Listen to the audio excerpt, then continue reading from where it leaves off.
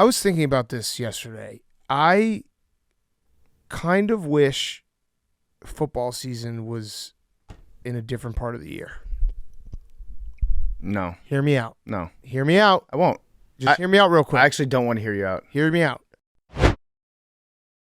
On today's part of my take, we have our good friend, Ryen Russillo, getting ready for the NBA Finals.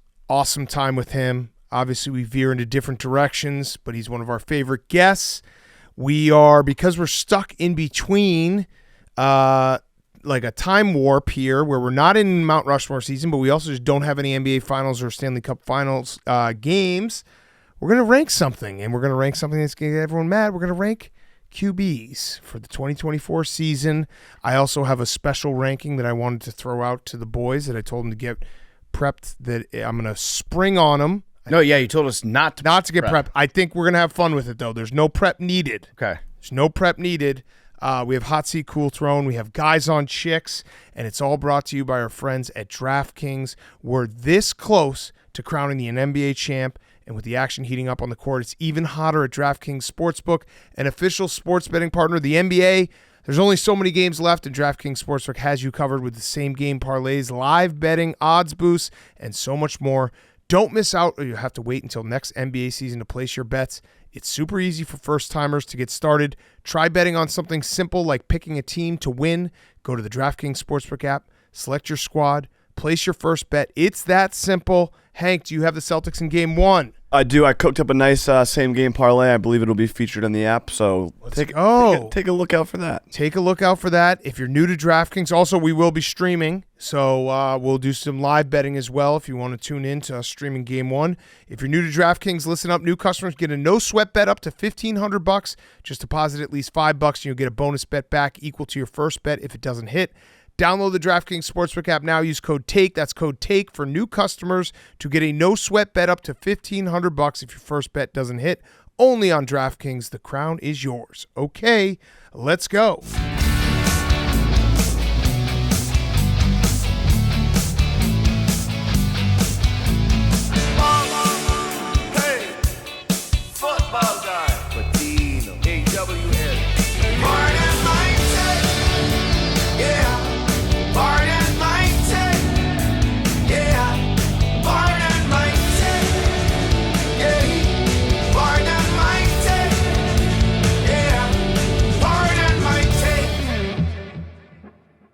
Welcome to Part of My Take, presented by DraftKings. Download the DraftKings Sportsbook app now. Use code TAKE. That's code TAKE for new customers. Get a no-sweat bet up to $1,500 if your first bet doesn't hit. Only on DraftKings. The crown is yours.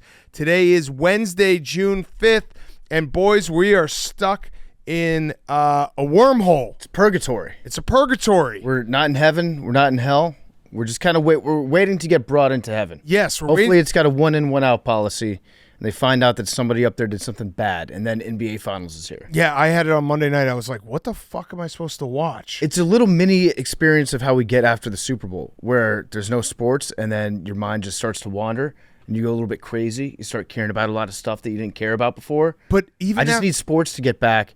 We spend an entire day talking about the WNBA. I know. It was a lot. By the way, I don't want to say we told you so, but we told you so, because there were some people who were like, why'd you guys talk about the WNBA on Sunday night's pod? And also like, you guys are being pussies because you're not calling out Angel Reese enough or whatever. You know, we were right. The discourse got even worse on Monday. It's bad. It got so fucking crazy. We had McAfee calling Caitlin Clark that white bitch. Yeah, but he said it in a loving way. I agree. The context there, but you know, we've been it looked bad in a quote. We have had moments where our context has been lost. Yes. So it's like, I am very sympathetic to Pat, but I also understand how he can get himself in that, because the world's crazy and all these people are nuts, and no one cares that Pat was saying it in a way that they didn't take it. It's always fun to start a sentence with, I deeply regret saying that white bitch. Yeah.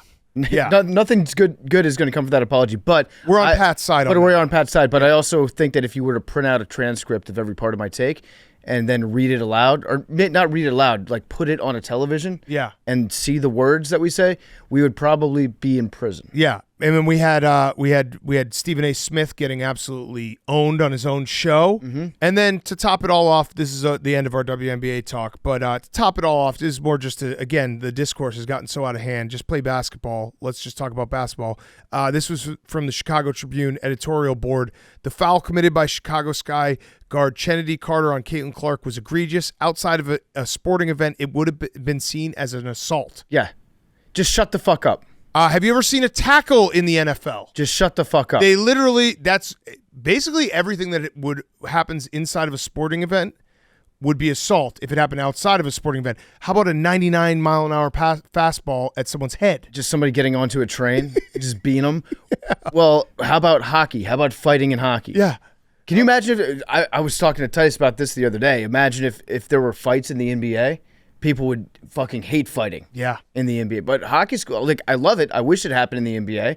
I wish it happened in the WNBA. Just square up. Yeah, square up. But either way, we were right on that. We were in this time wormhole that sucks. So we're going to do something that's going to make it suck even more, and people will get more mad at us.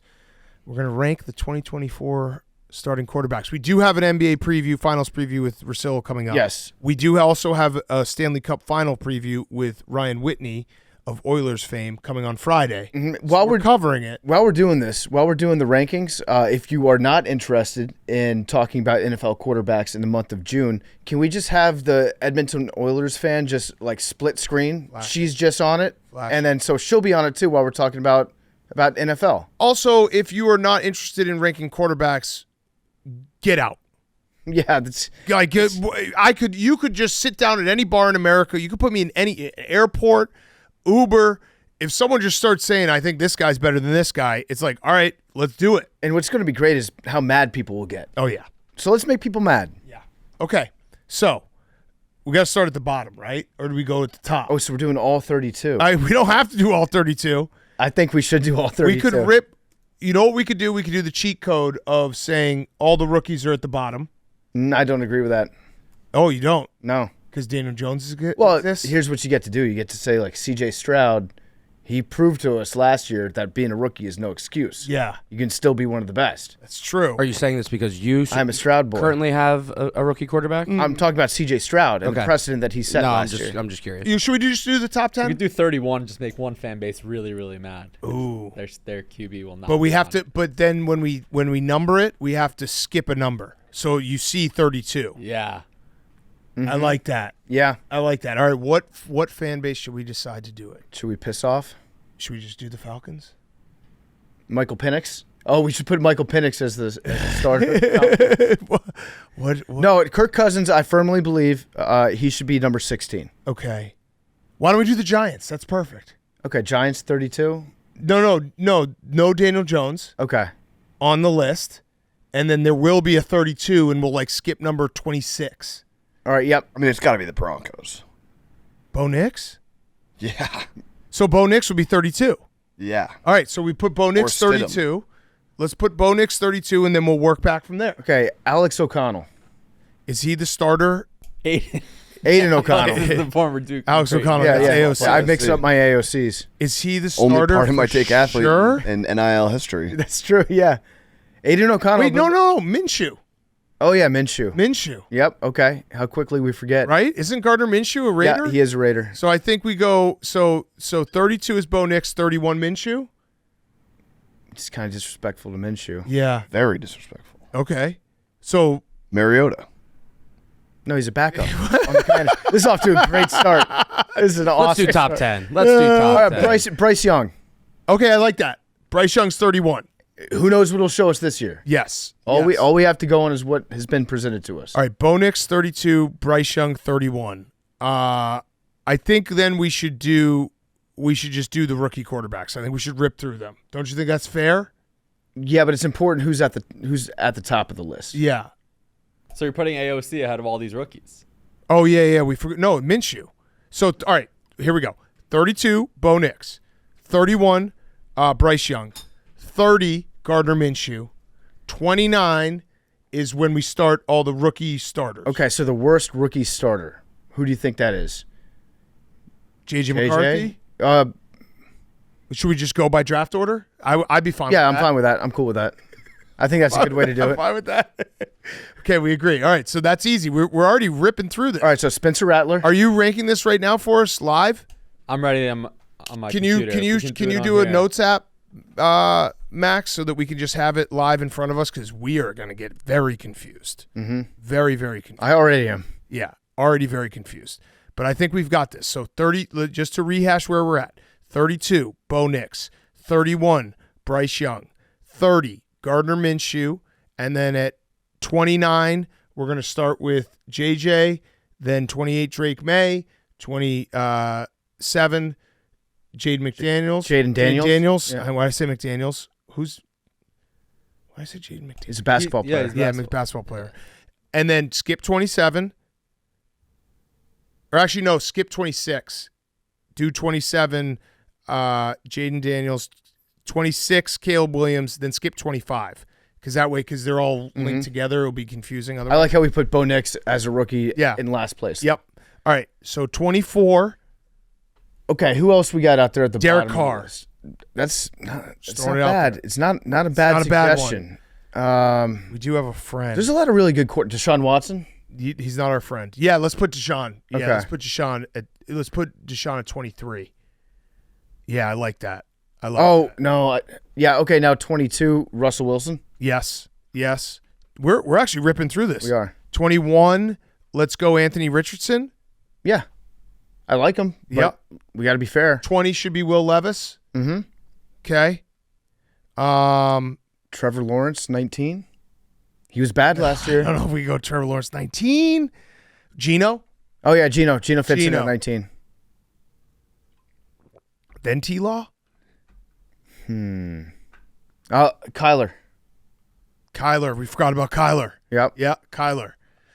Okay, we're doing a So good job 18 here. is Kyler. 17. By the way, we're definitely going to get to the end and fuck this up, but that's Yes, okay. 1,000,000%. That's okay. That's part of the process. We're doing this right now, I guys. like Dak here.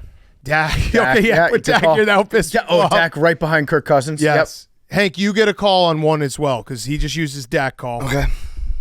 So 16, should we go Kirk Cousins? Yep. Yeah, 16 should be Kirk. Yep. Right exactly in the middle. And then 15, Trevor Lawrence. 14, Baker Mayfield. Yep.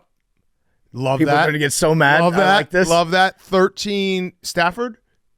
Yep. Okay. 12, Tua. Tua fits there. Rodgers, too. Rodgers is hurt. Yeah, outside the top 10. Yeah. Scroll up a little bit. Rodgers. I like this list. This is going to make some people mad.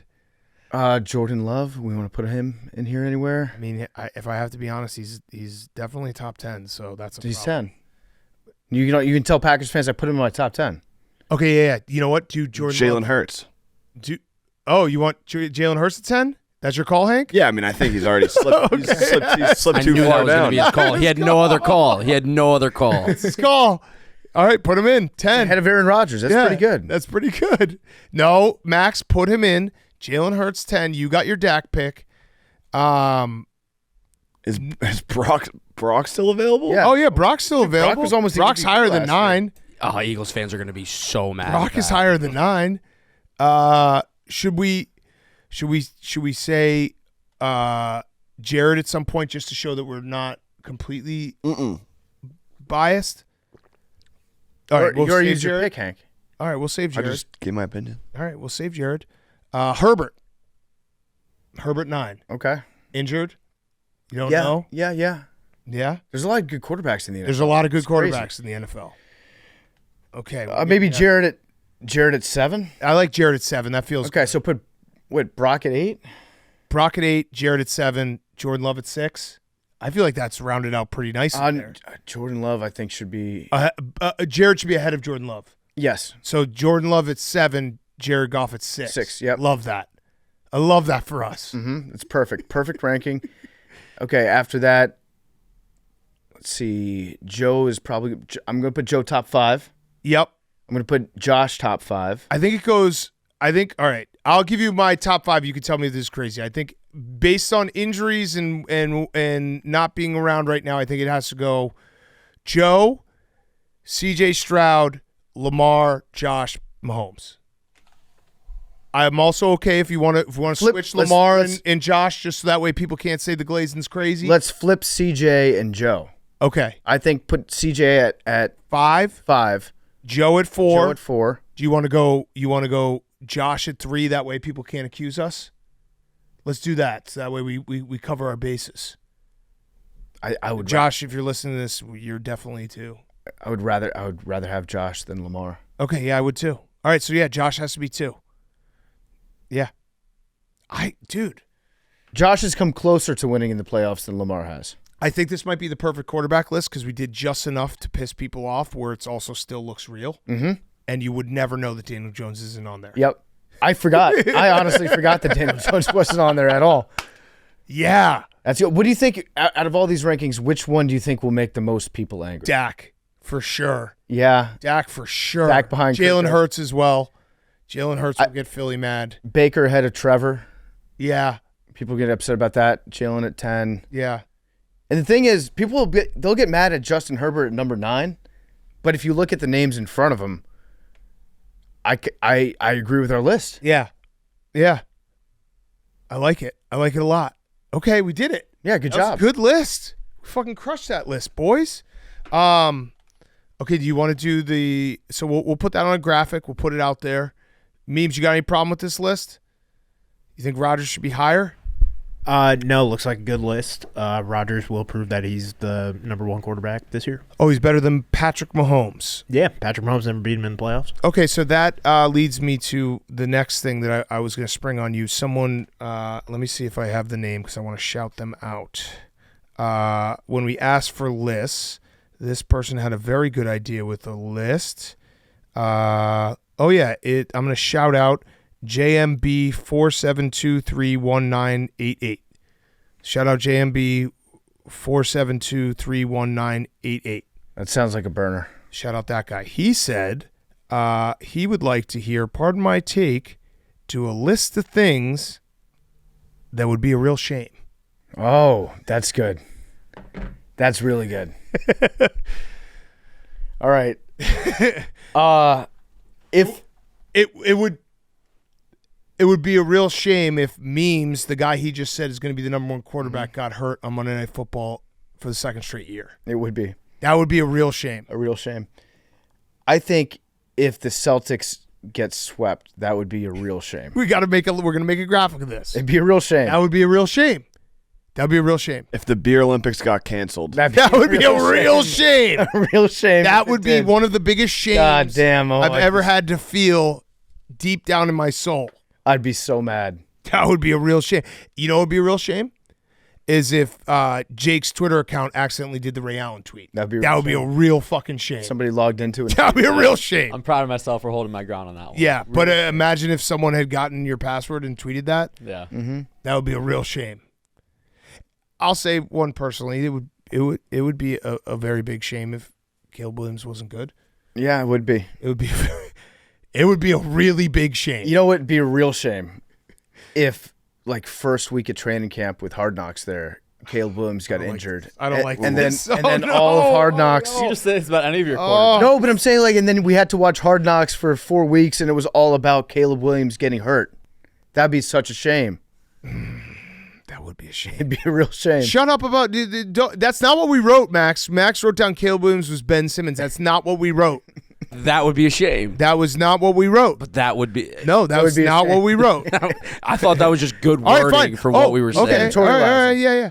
Would be a real shame if Jalen Hurts wasn't the guy. Yeah, Wouldn't it? it would be. Wouldn't it, Definitely. Max? That would be a shame. Yeah. No, Okay. I'm writing it down. Be a shame if the Phillies started to play actual teams. Oh, would be It's a a real shame. well, it's a real shame that they beat the first place Brewers last night. Oh, of the NL Central? You got to make a line somewhere. The NL Central sucks, dude. Who's good? The Dodgers? Haven't played them yet. Okay, Yankees. They're different. Not even the same league. Okay, but you just asked who's good, and I just gave you 2 teams. Yeah, but you only play the other league once a year. Padres sneaky, not bad. Beat the Padres. How many times? I think we swept them. Mariners are pretty good. Other league. Orioles are really good. Yeah, so Orioles are really that, good. that would be a sweep of the Padres. Okay, They Orioles should've are gone really up there. good. You want to say anything about the Orioles? Yeah, the other league. I don't know what you want Guardians me to say. and the Royals are good. You're really good at saying the other We're league. just finding out the NL sucks. Okay, other things that would be a real shame. Yeah, I mean the NL Central is really bad. The Cubs are still in second place, and they've lost like a billion games in a row. Hank, you got any real shames?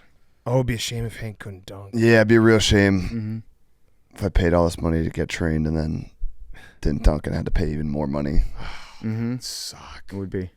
That would suck. It'd be a real shame if something happened to Mr. Pear. Oh, it would be a shame. I don't feel comfortable writing that down. Write it down. This If is something a real happened, shame I didn't list. say what. I said This something. Is Also, a real are we gonna shame rank list. these, or are we just No, it's just listing? things that would be a real shame. Be a real shame. It would be. It would be a real shame if the part of my take account tweeted out the Sad Max picture 4 more times this week. Oh no. That's the most likely to happen. Yeah, that is true. That is most likely to happen for sure. It'd be a real shame if Joel Embiid asked for a trade, It would be. wouldn't it? Real shame. That would be a real goddamn shame. It would be a real shame if Joel Embiid was starting at center for the USA and we lost in the championship game to Jokic. Oh man. I'm also not going to that game. Didn't realize that town is 4 hours away from Paris. That's crazy. How is it the Paris Olympics and the game is 4 hours away? When it's the Atlanta Olympics, they've got games all over the country. Well, that's bullshit. That shouldn't be the case. Okay. Veto. Uh-huh. All right, let him know. Let him know. Any other shames? Real shame if It'd be a shame if PFT was better at golf than Hank. it'd be a shame. That would be a shame. It'd be a shame if Hank's next vacation to an island, he went to Turks and Caicos and forgot that he had ammunition in his suitcase. Ooh, That'd that be would be a a shame. real shame. It would be a shame if when the John Daly video came out, if everyone just watched the first 2 holes. That'd be a real shame. That'd be a real shame. It'd be a real shame if you hypothetically went to Tom Brady's retirement ceremony and didn't meet him and you thought you might. Oh no, is that? No, it's not. I'm just saying it would be a real shame. But is that a concern? I don't know. I think so. Oh no, this is. I feel That's a good real- about it. that But would be a- I don't know. I haven't. That would absolutely be a real shame. I know. Is it like a wedding where if somebody comes to your retirement ceremony, you have to shake everyone's hand? You have to say hi to everyone? No, there's a chance. There's a non-zero chance. Do you have a present for him? Myself, my presence is a present. You should bring a present to a man's retirement ceremony. Yeah, you Give him definitely a formal invitation to part of my take. Oh, yeah. Yes. Yeah, print it out. Let's Yeah, print it out. Or hand We'll it get to like a him. nice envelope. That's like yes. Celebrities love it when you hand them envelopes. No, I'm thinking like the Grammys envelope where Yeah. it's like Put a thick. seal on it. And make Yeah. sure you tell him no anthrax in this. It's here you go. Because you say it'd be a shame. Maybe right on the front, it'd be a shame if there was anthrax in this, because that would be a shame. Just say, hand it to him, hang and say, here you go. It's safe. Is that a thing with envelopes? What do you mean? Oh, you don't know about Anthrax? the anthrax scare? Oh, Never caught the guy you're not, that did it. Yeah, you're not old enough.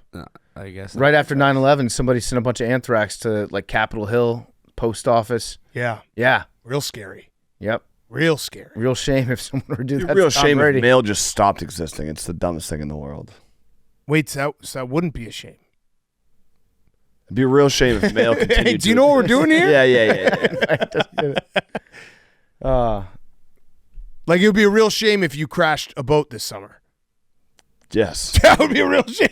That would be a real shame. Don't write that down. Yeah, I mean, it would be. It's a good addition to the list. It would be a real fucking shame.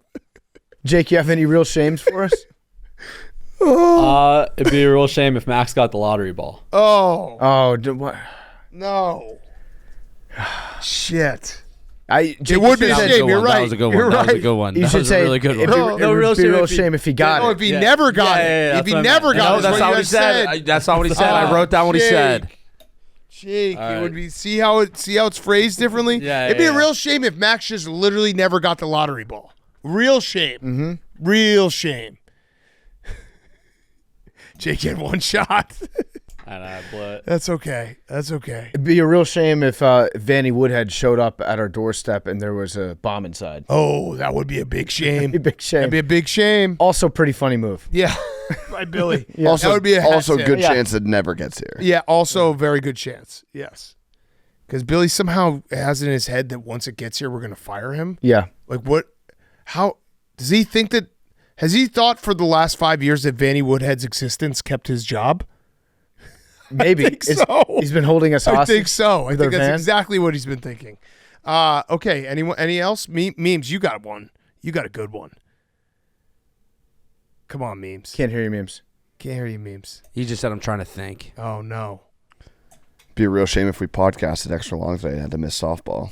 That would be a shame. Wait, what? Why? Why are you saying it like you trying to miss softball? No, we're talking about things that would be a real shame. That would be a real shame. Real shame. That'd be a real shame. That'd be a real shame. It'd be a real shame if something happened to Charlotte the Stingray. Oh man. By the way, you see the update? What? She was never pregnant. Yeah, I was right. You told us that. No, but there's a new update. Oh. The I aquarium. said deja vu. Yeah, I feel like you said that on Sunday. The aquarium admitted to it. Oh, got it. They admitted. Oh, did I say that? That Yes. she had a Yeah. reproductive disease? Pretty sure you did. Yeah. Okay. All right. Yeah. Yeah, re- real Unless shame. there's a chance that was off camera, but I don't think it was. It'd be a real shame if we kept on getting Charlotte the Stingray updates. Memes has a banger coming, by the way. we won't. This has is got a this is banger final. coming. Oh no, memes finish us off. I was gonna say it'd be a shame if my dick got bigger.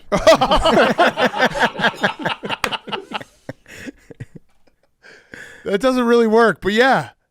Yeah, I said the max. I don't think I No, get that it. doesn't I really wanted you work. to say it. No, that doesn't work. No, I'm keeping it. I'm keeping it. That doesn't work. It would work it would work more if it'd be a real shame if Max and Memes posted the video of us golfing when I flash him my tiny penis. That would actually be a shame.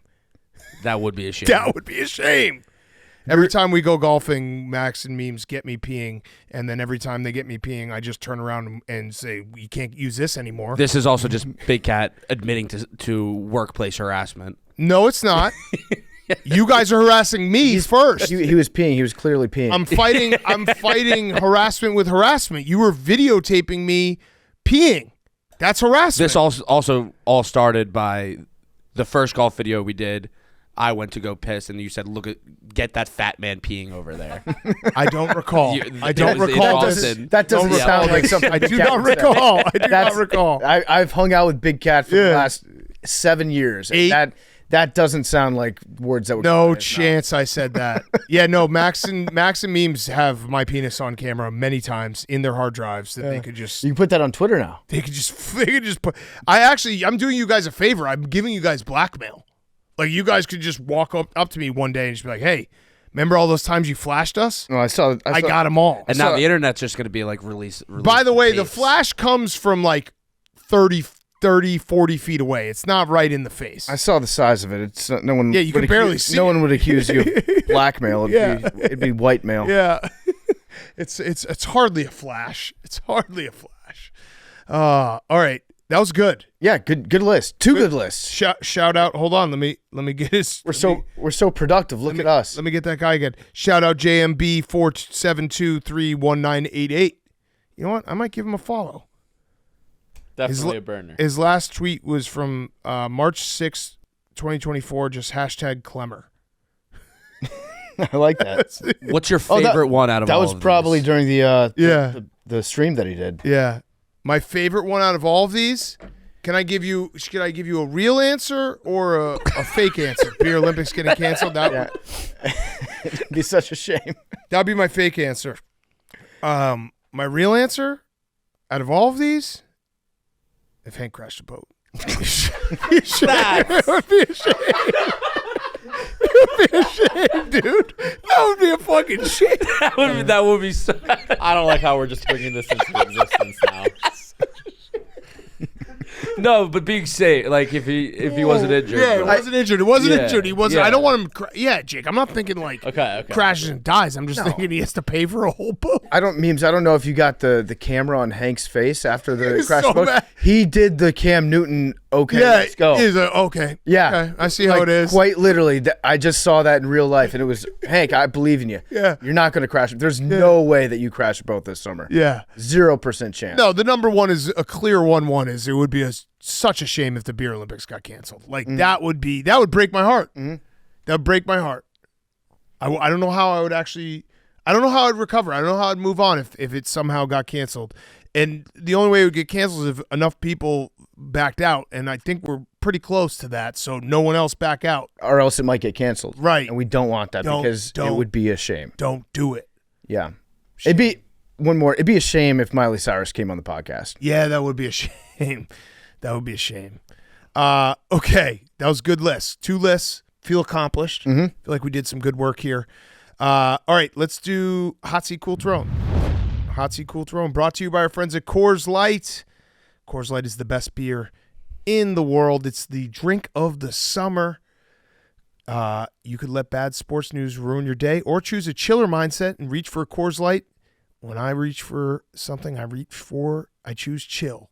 And that's Coors Light. When you embrace a chill mindset, it's a good time to choose chill and crack open a Coors Light. Do we have any in here? Can we get one? Do we have a Coors Light? I want to just hear that every single time it gets cracked. In the fridge. Or In the fridge. You crack it. I'm doing the read. You want to do the read? Yeah. Just crack it. All right. Crack open a Coors Light. The Mountains turn blue. It's cold as the Rockies. Coors Light is cold lager, cold filtered, cold package for a smoother finish. When you get worked up, choose chill and then reach for a Coors Light. I choose chill. I reach for a Coors Light. Get Coors Light delivered straight to your door with Instacart by going to CoorsLight.com/take. Celebrate responsibly. Coors Brewing Company, Golden, Colorado. CoorsLight.com/take. Listen to this. Yep. Oh, that's a great Coors Light sound. Send us your mountains when they're blue this weekend on your Coors Light cans or bottles.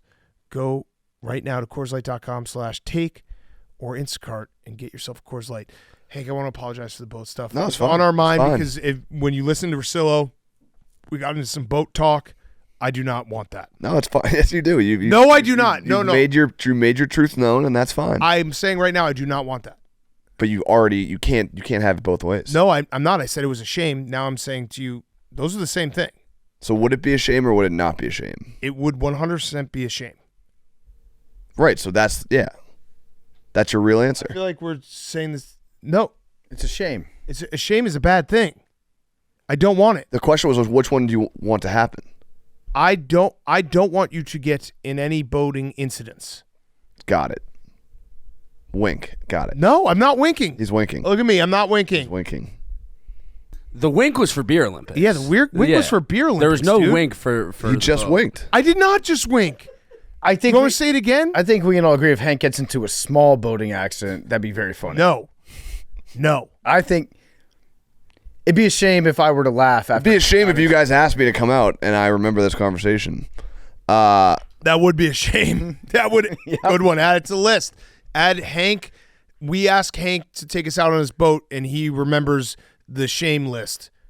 That would be a shame.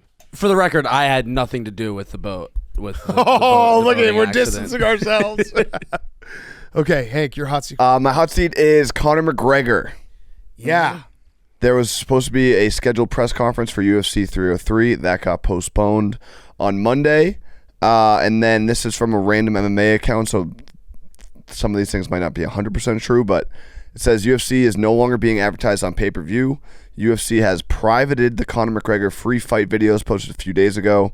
McGregor and Dana White have been silent, and Michael Chandler is posting self-help quotes on Instagram. So it's not looking great for UFC 303, unless this is all a work. So what is the speculation that McGregor has been Injured, aka hungover. He's been hungover. I don't know. I mean, it's tough to see that video of him just on a bunch of Molly at the club 2 weeks ago, and then Allegedly. Yeah. oh yeah, he could just been chilling, but it's not looking good. No, Hot that's not seat. looking good. I really wanted to see this fight. I'm very upset. Also, Stephen A. Smith, that clip also went viral of him and Shannon Sharp talking on First Take. And Stephen A. Smith was like, Conor McGregor should not be going against a grappler. And the UFC fans were like very upset that Stephen A. Smith was breaking down. He's trying to talk punch. Yeah. You can't do that, Stephen A. Can't do that. You don't know fist. You don't know it. And then my cool throne is the Peaky fucking Blinders. All right? Do the whole thing in your accent. The Peaky fucking Blinders. Let me read the press release. Tommy Shelby returns. A Peaky Blinders film starring Cillian Murphy is coming to Netflix. This is bad. I got the Peaky fucking Blinders part. It seems like Tommy Shelby wasn't finished with me. It is very gratifying to be re-collaborating with Stephen Knight and Tom Hopper on the film version of Peaky fucking Blinders. This one is for the fans. Love that. I'm excited for this. Yeah. So that was Cillian Murphy that said that? That was the official Netflix account tweeted that. I don't know who the quote is by. I'm assuming the director. Peaky Blinders was such a good show. And with no spoilers, even though it's been out for a long time, I loved the way they ended it. I mean, there can't really be spoilers because there's a movie, but I loved it. I love that show. I'm excited for this movie. It's a great show. It's also going to make me want to smoke all the cigarettes. Yes. It's going to be a real shame if I start smoking again. Real shame. Real shame. Real shame. Real shame. Real shame. When is it coming out? I don't know. Oh, you just gave us a bad accent and didn't give us any details? It was a great show. Everyone A had... Peaky Blinders film starring Cillian Murphy is coming to Netflix. Oh, okay. So Now- Netflix, great. Important question. I'm assuming that the answer is yes, since it's on Netflix. But are we going to get subtitles? Have to. Because you have to watch Peaky Blinders with subtitles. Yeah. And it counts as reading a book every episode you see. Yeah, bruv. I watch everything with subtitles. Everything. Sports? Not sports. So I guess not everything. Comedy? Anything streaming. Comedy is usually a stand-up, no. Like a sitcom, yes. Pornography? Yes. Duh. Subtitles? Yes. Oh, fuck, you're going to make me come? Yeah. Yes. Yeah. Put it in there. Yeah, no, stand-up you can't because it goes too fast. So they'll say the punchline before. Sitcom, I don't really care because it's not like the same punch of a punchline. I can't do it with sitcoms. Can't do it. Yeah, I need it. I just get I lose too much. I realize that when I'm not using subtitles, I just zone out way too often. So you did Tires with subtitles. That one was actually timed up perfectly. It wasn't like the punchlines were coming too fast. Okay. Yeah. Tires was great, by the way. Go watch it. Yeah. Yeah, all the guys. All right, my hot seat is actually vaping. Oh. Vaping's on the hot seat. Did you see the picture of the golfer over the weekend, the female golfer? Yes. Charlie Hull? Yes. So she went viral. She was ripping a dart as she was signing autographs for kids, by the way, which is awesome. So she was smoking a cigarette, signing autographs. Somebody took her picture and then reported that she is smoking cigarettes to help her quit vaping, which, respect, we've all been there. Okay. Or some of us have been there. Yeah. But then it went viral, and now she's like, yeah, I don't really see it. It's not that much of a big deal. My father smokes 40 cigarettes a day, and he has for 25 years, and he's 75. And my brother, who's 25, also smokes 20 cigarettes a day. So She's European, though. I feel like it's different rules, right? Also- better tobacco? I do think there's something to be said about jeans. They could just have jeans that are just cigarettes don't bother them. Yeah, so she actually sounds very healthy. She's in shape. She goes to the gym. She doesn't drink, but she does smoke. I feel like that's just one of one. Yeah. Nobody does that. Yeah. But she does. But she's trying to smoke so that she stops vaping. No, people that quit drinking, that's all they do. Well, yeah, true. That's fair. But they did drink at Yeah. one point. I don't think anybody is like, you know what, I'm just going to smoke cigarettes and not drink at all as my lifestyle. So she used to vape. She wanted to stop vaping. And even though smoking is not better than vaping, she says it's so you can vape indoors all the time, so you do it more often. So that's why she's smoking cigarettes. That's a very fair point. It's true. When you vape, you wake up in the morning, what's the first thing you do? Hit the vape. You hit the vape. What's the last thing you do before you go to bed? After you think you're already in bed? Oh, you lean over, you grab the vape. The vape. One last thing before I go to sleep. She's right about that. Yeah, the act of having to go outside. And she said, I thought if I smoke, I'm going to go outside and smoke a cigarette. When it's a slow round of on the golf course, I smoke quite a few more than I should. Smoking on the golf course, I think is fine. Yep. I think it rocks, in fact. But then she said, but listen, I will stop soon. It's just when. She's not going to stop. No, she's going to stop. She says she's going to stop. She said, yeah, she'll stop eventually. She'll stop. She'll stop eventually. But I respect her. Charlie Hull is my new favorite golfer. Yep. My cool throne is threesomes. Threesomes are back. Have you heard about this? I What have. happened? It was just reported that the city of New York has invented threesomes. Okay. They call them menage a trois. It's a New York term. And They invented that term. Yep. Yes. That does sound New York-ish. it's very New York. So apparently people are having threesomes in New York. It's a trend piece in the New York Post. Oh. And they're like, guess what's hot this summer? They're calling it the summer of threesomes. So this New York Post and this writer are the biggest loser of all time? It's because of the Zendaya movie, It's because of Oh. challengers. the tennis threesome. Was that a guy, girl, guy? guy girl? Yeah, guy, girl, guy. Yeah, same thing. Same. Were you asking What about I like their just body positions? Like if you're I captioning it? literally I said guy, girl, guy. And you said guy, girl. Yeah. So it's guy, girl. Is that what you were thinking, Hank? Eiffel Tower. Eiffel Tower is probably more likely. Right. Yeah, but the guy's in the middle. It was guy, girl. No. Got it. But they're back. Yeah, New York Post is all over this. I think they found like 3 of their friends that had threesomes recently. They're like, hey, would you like to Yeah, I was be in a like- New York Post article? Yeah.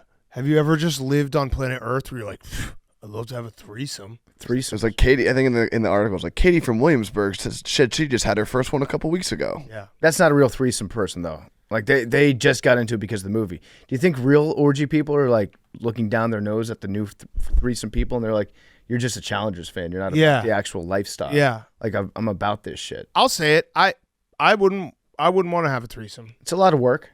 I just like double the disappointment. No, thank you. It's a lot of work. It's just, oh, okay. I can have like, I would just be sitting on the sideline, just being like, all right, I'm out very quickly. And then and then it's just lesbian sex. Okay, that's fine. But like, it doesn't go how you think it goes in your head, wouldn't go how it went in real life. What are you looking for, Hank? Someone stole my donuts. Oh, someone stole your donuts? I said that I was bringing them to the front desk. I need them. For what? I had What's to going shoot. on? I had to shoot a video for Kane's Donuts. I brought them in here so that people wouldn't take them. I swear I said that in front of this group. We were just podcasting while they're just looking for donuts. Yeah, I need my donuts. You don't understand. Do you If want me I to go had grab the said that, donuts? I would be killed Yeah, for it. Yeah. Killed. It's for you. I understand, but I'd be killed if the words ever came out of my mouth. I need my donuts. You do though. Okay, well that's a different thing. Hank, do you Shout have out Canes, anything else you'd like to add to threesome talk? No, I'm down. Great publicity for Canes. Just getting. They literally were the girl in the guy girl threesome. They're getting glazed. They're right in the middle. glazed donuts. Yeah. Yeah. Yeah. I just saw the donuts. I was like, those are gonna sit in here forever. I'm No, bringing I them out to the literally brought kitchen. them in here for a purpose. Can you please get them? Thank you. You know what, though? I think a threesome would be better than a foursome. If it's a foursome where it's 2 guys, 2 girls, then That's just group sex. I don't know. Tag team match. no, because then you're always like, that other guy's so much better than I am. That would suck. That would Yeah, be that bad. That would fucking If it's suck. So what if it was tag team match? tag team, yeah, just like close your eyes and. Well, try no, to like guess who's who. I'm done. Tag. Oh yeah, you just get it's like Yeah. it's like a pitching rotation. Right. You get a setup man and then a closer. Yeah, you do the finishing move. I've already done my finishing move. We Yeah. just rung the bell. Yeah, that wouldn't be bad. But if it's a threesome, listen, you're disappointed 2 women. I've disappointed multiple women Right. in my life. Not to brag. There's no way it would play out in my head or how it plays out in everyone's head in fantasy. There's just reality would just be awkward. Me just sitting on the side, like I'd probably be getting dressed while they're still threesoming, or I guess it would be twosoming. It's also while- just while they're still impossible to fucking, think yeah. about 2 girls being interested in that with you. I think if I were, Like I can't. Yeah, that- right. that- Yeah. Like, on what planet would 2 girls be like? You know what we should all do together? Yeah, you have to like suspend belief when it's just one woman. Yeah. It's like I want to see you naked and I Right. want your naked body pressing against mine. And to tell me that there's 2 girls at the same time on planet Earth that want to do that to me, is that something's fishy here. now that I'm saying it, I don't even think that you would be able to qualify me in a threesome. It would be a twosome featuring me. You know, I'd have like a feature like lyric Yeah. or bar. Yeah. It's like, oh, was he on that song? They Oh, bring- okay, cool. You do the remix of it? Yeah. They're doing their thing and then occasionally you get on top and Yeah. get a smooch. Yeah, right, exactly. You're doing great. Yeah. Pat him on the head. All right, my hot seats is I got 2 of them. First is San Diego Padres infielder help me, Jake. Looking. Tucupita Marcano, who has been banned from baseball for gambling. And Marcano won only 4.3% of the 231 MLB-related bets he placed. So I guess it's also a cool throne for me because I'm not the worst gambler. Was he taking wild props? Had to have been parlays. Had to have been crazy Yeah. parlays. Crazy. Parlays. That's not. So if you're that bad at your bets, though, I feel like they should look the other way. Yeah. Ipe is came out and he's guilty, or he admitted guilt. So they're not even going to go to trial. They said MLB said case closed. Case closed. Now, you could say, oh, he's the fall guy, but I think he's up to like 33 years in jail. That's a lot of jail. If he is a fall guy, I think he is the best fall guy of all time. Ever. He committed like seppuku. Fall guy, Hall of Fame. Yeah. Yeah. The GOAT. But yeah, 4.3% of his 231 MLB-related bets is insane. Hank, you're upset about the donuts. He's upset about Someone the ate the donut I was going to use. That's fine. He's upset about the donuts. Way to go, Max. Not Diva Hank. Way to go, Max.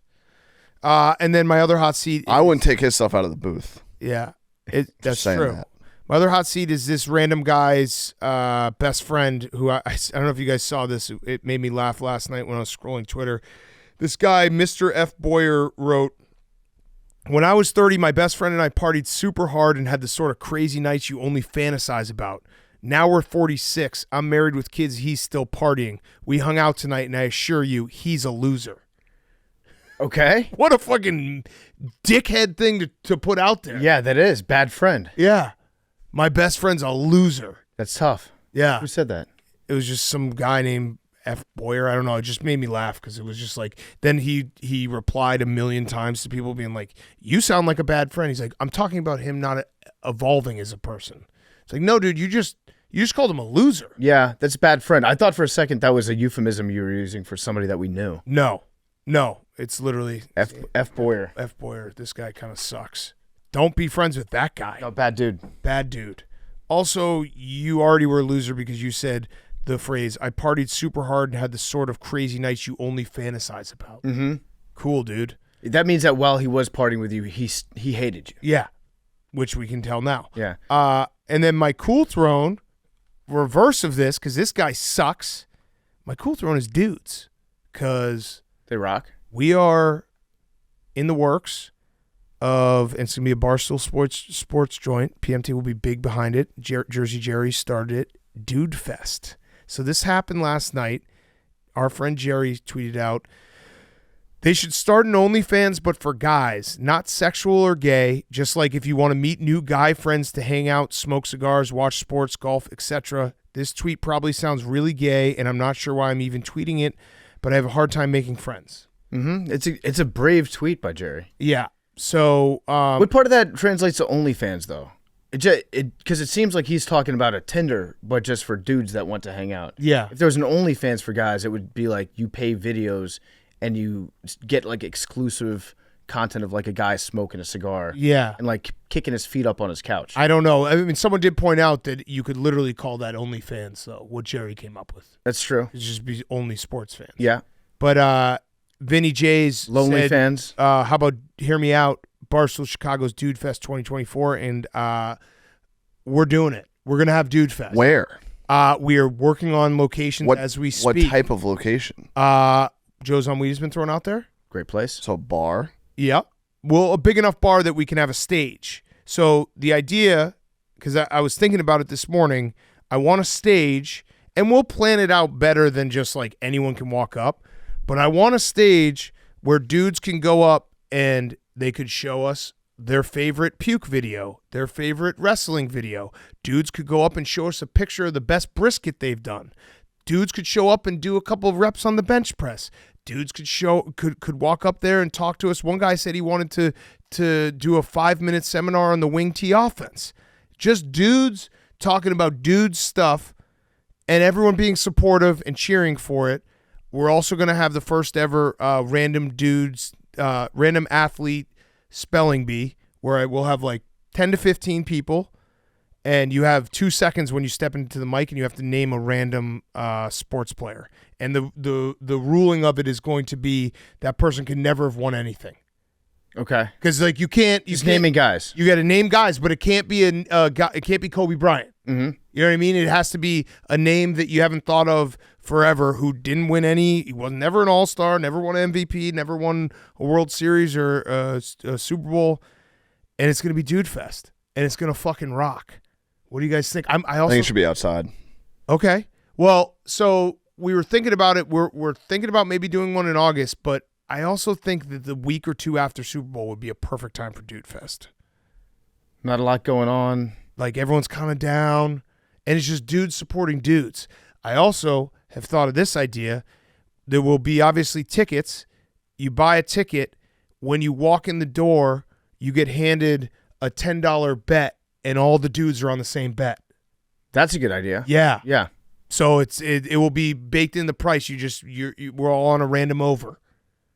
Right? Hardcore dudity. I wanna maybe get like a super strong guy to come and just deadlift like 1,000 pounds. Are there winners, losers, Nope. competition? Anyone who shows up to Dude Fest is a winner. You're a winner. Because you love dudes. Mm-hmm.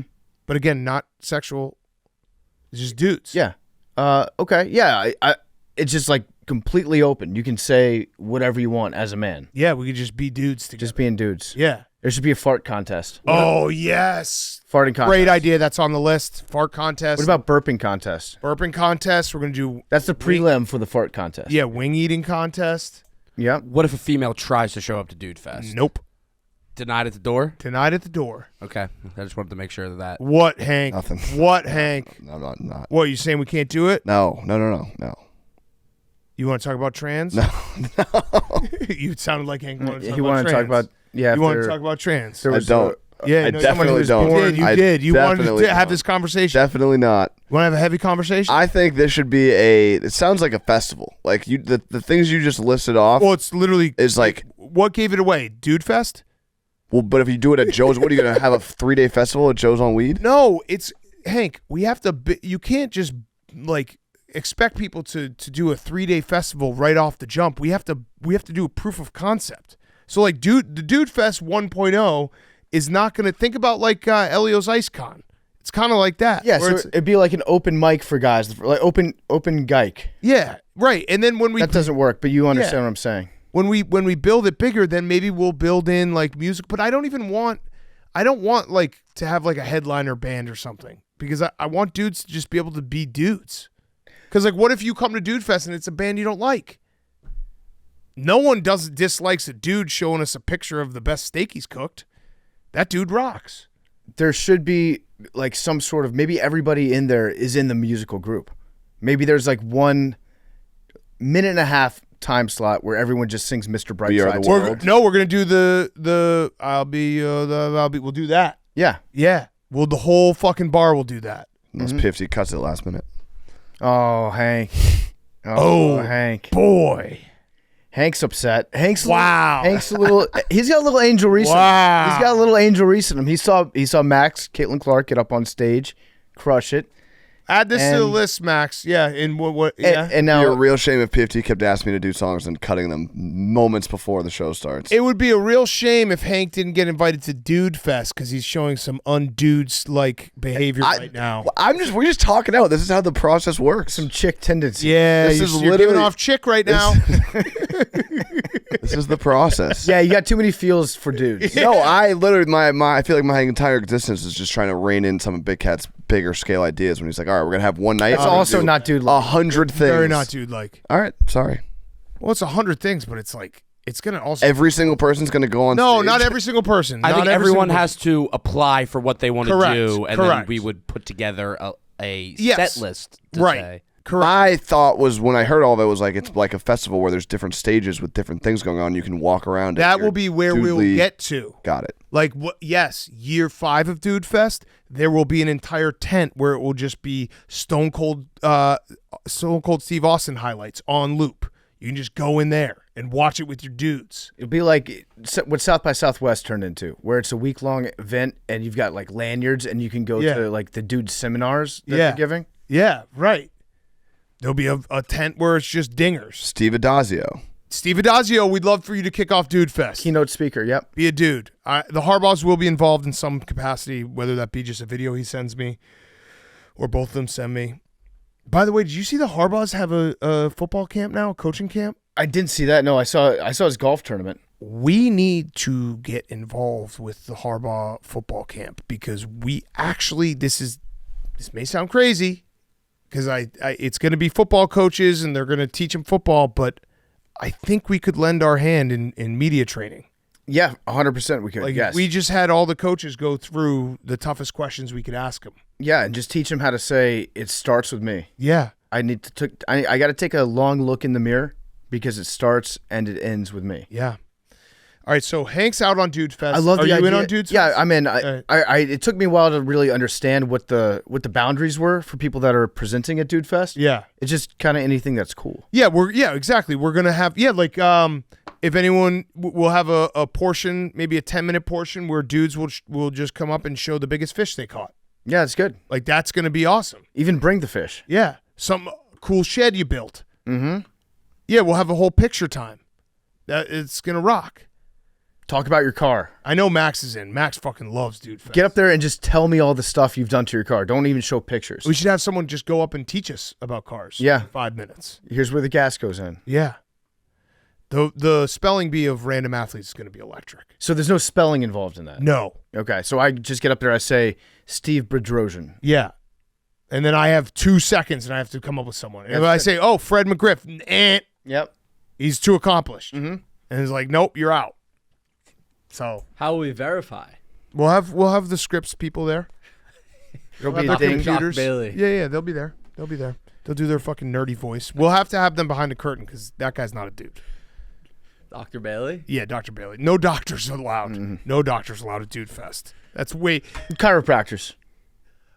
We should maybe have a portion of dudes with ailments that come up and they just ask the whole audience what they think is wrong. Or has anybody here ever had this? Yeah, right. I've got a fucking I got a rash on my shoulder. Can any dude help me? I'll just show my toe. What's going on? Does this? Yeah, that's the entire segment. Does this look infected? Yes. That's Dude Fest. We're helping each other out. Do you think I should see someone about this? Yeah. Anyone know what's going on with my tooth? Uh-huh. And dudes will just shout it out. So Dude Fest is going to happen. I've already put the wheels in motion. There's been some big steps taken, which Hank probably hates right now. But I'm in. get excited. Cool Throne dudes. All right, Jake.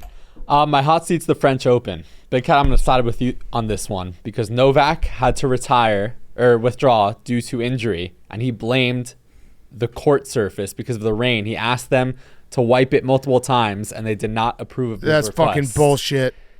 He slipped way too many times. He said, could this injury have been prevented? Possibly if there was just a little bit more frequent care of the court during the set. That's basically all I asked for. So now That sounds like Rafa's guys doing this. Rafa's out. Yeah, no, I'm saying they want to keep Rafa's whole legacy and everything. Yeah. So Joker had to withdraw. What happened to him? What's the actual problem with his Meniscus. Oh, he tore his meniscus? Well, you're I don't never know. the I don't same know if he- athlete after that. Don't After say that, Yeah, he PFT. did. Never. Yeah.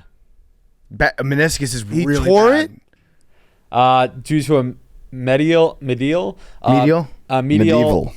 medial meniscus tear in my right knee. Yeah, that's So we'll see if he's back for that's Wimbledon. no, he won't Sorry, be. Big Cat. That's He'll really never bad. be. After you have a meniscus, you're never the same athlete you were. I love how hard memes last when we went. Yeah. He's taking on the entire court system. Literal court system. Love that. Yeah. My cool throne is JJ Redick. Oh, We have a report from Shams that the Lakers are zeroing in as Redick as the front runner for the head coaching position. we knew this. But this is now out there. Yeah, we called Out it. there, out there. We called it. We called it. And then is he saying also LeBron to Cleveland? No, Connect not the at the moment. dots. Connect the dots. I'm excited to see how that pans out. Yeah, I want to see them continue doing their podcast as coach and player, Yep. getting I also drunk together, drinking that vino. I feel bad for JJ when either LeBron leaves or LeBron blames JJ because that's kind of the only two outcomes. I think you have to practice that in your interview for the Lakers. Like, how would you react if LeBron said, we have to get better on coaching? Yeah. What's your reaction to that? Do you say LeBron's right? Do you say he's right? I stink? Are you hard on yourself? I think the only way to get in front of LeBron doing that is you have to be more hard on yourself than LeBron could ever be. Yes. Right off the bat. I do think JJ would be a good coach. So good luck to him, friend of the program. Okay, speaking of NBA, let's get to our great interview with Ryen Russillo, and then we'll finish up with Guys on Chicks. Before we get to Russillo, quick word from our friends at Farmer's Dog. The days are warmer, the walks are longer, and one easy way to help your dog shine this season is with fresh, healthy food from the Farmer's Dog. The Farmer's Dog makes real, fresh dog food and delivers it right to your door. Recipes are developed by vet nutritionists, made from real meat and veggies and portioned just for your dog, making it easy to say goodbye to burnt brown balls and feed your dog real food with real benefits. It's smart, healthy pet food. You can feel good about feeding your pup. It's the best option for dogs of all life stages because it's not kibble, it's not canned goo, it's real healthy food. The Farmer's Dog isn't just fresh, high-quality food. They also send the food pre-proportioned specifically for your dog based on their unique needs. This makes it easy to help your dog maintain their ideal weight, which is one of the biggest predictors of a full, healthy life. Dogs at a healthy weight can live up to 2.5 years longer than overweight dogs. So get 50% off your first box of fresh, healthy food at thefarmersdog.com/PMT. It comes Blake and Stella approved. I've had Stella on it before Farmer's Dog even advertised with us, so you know that I love it.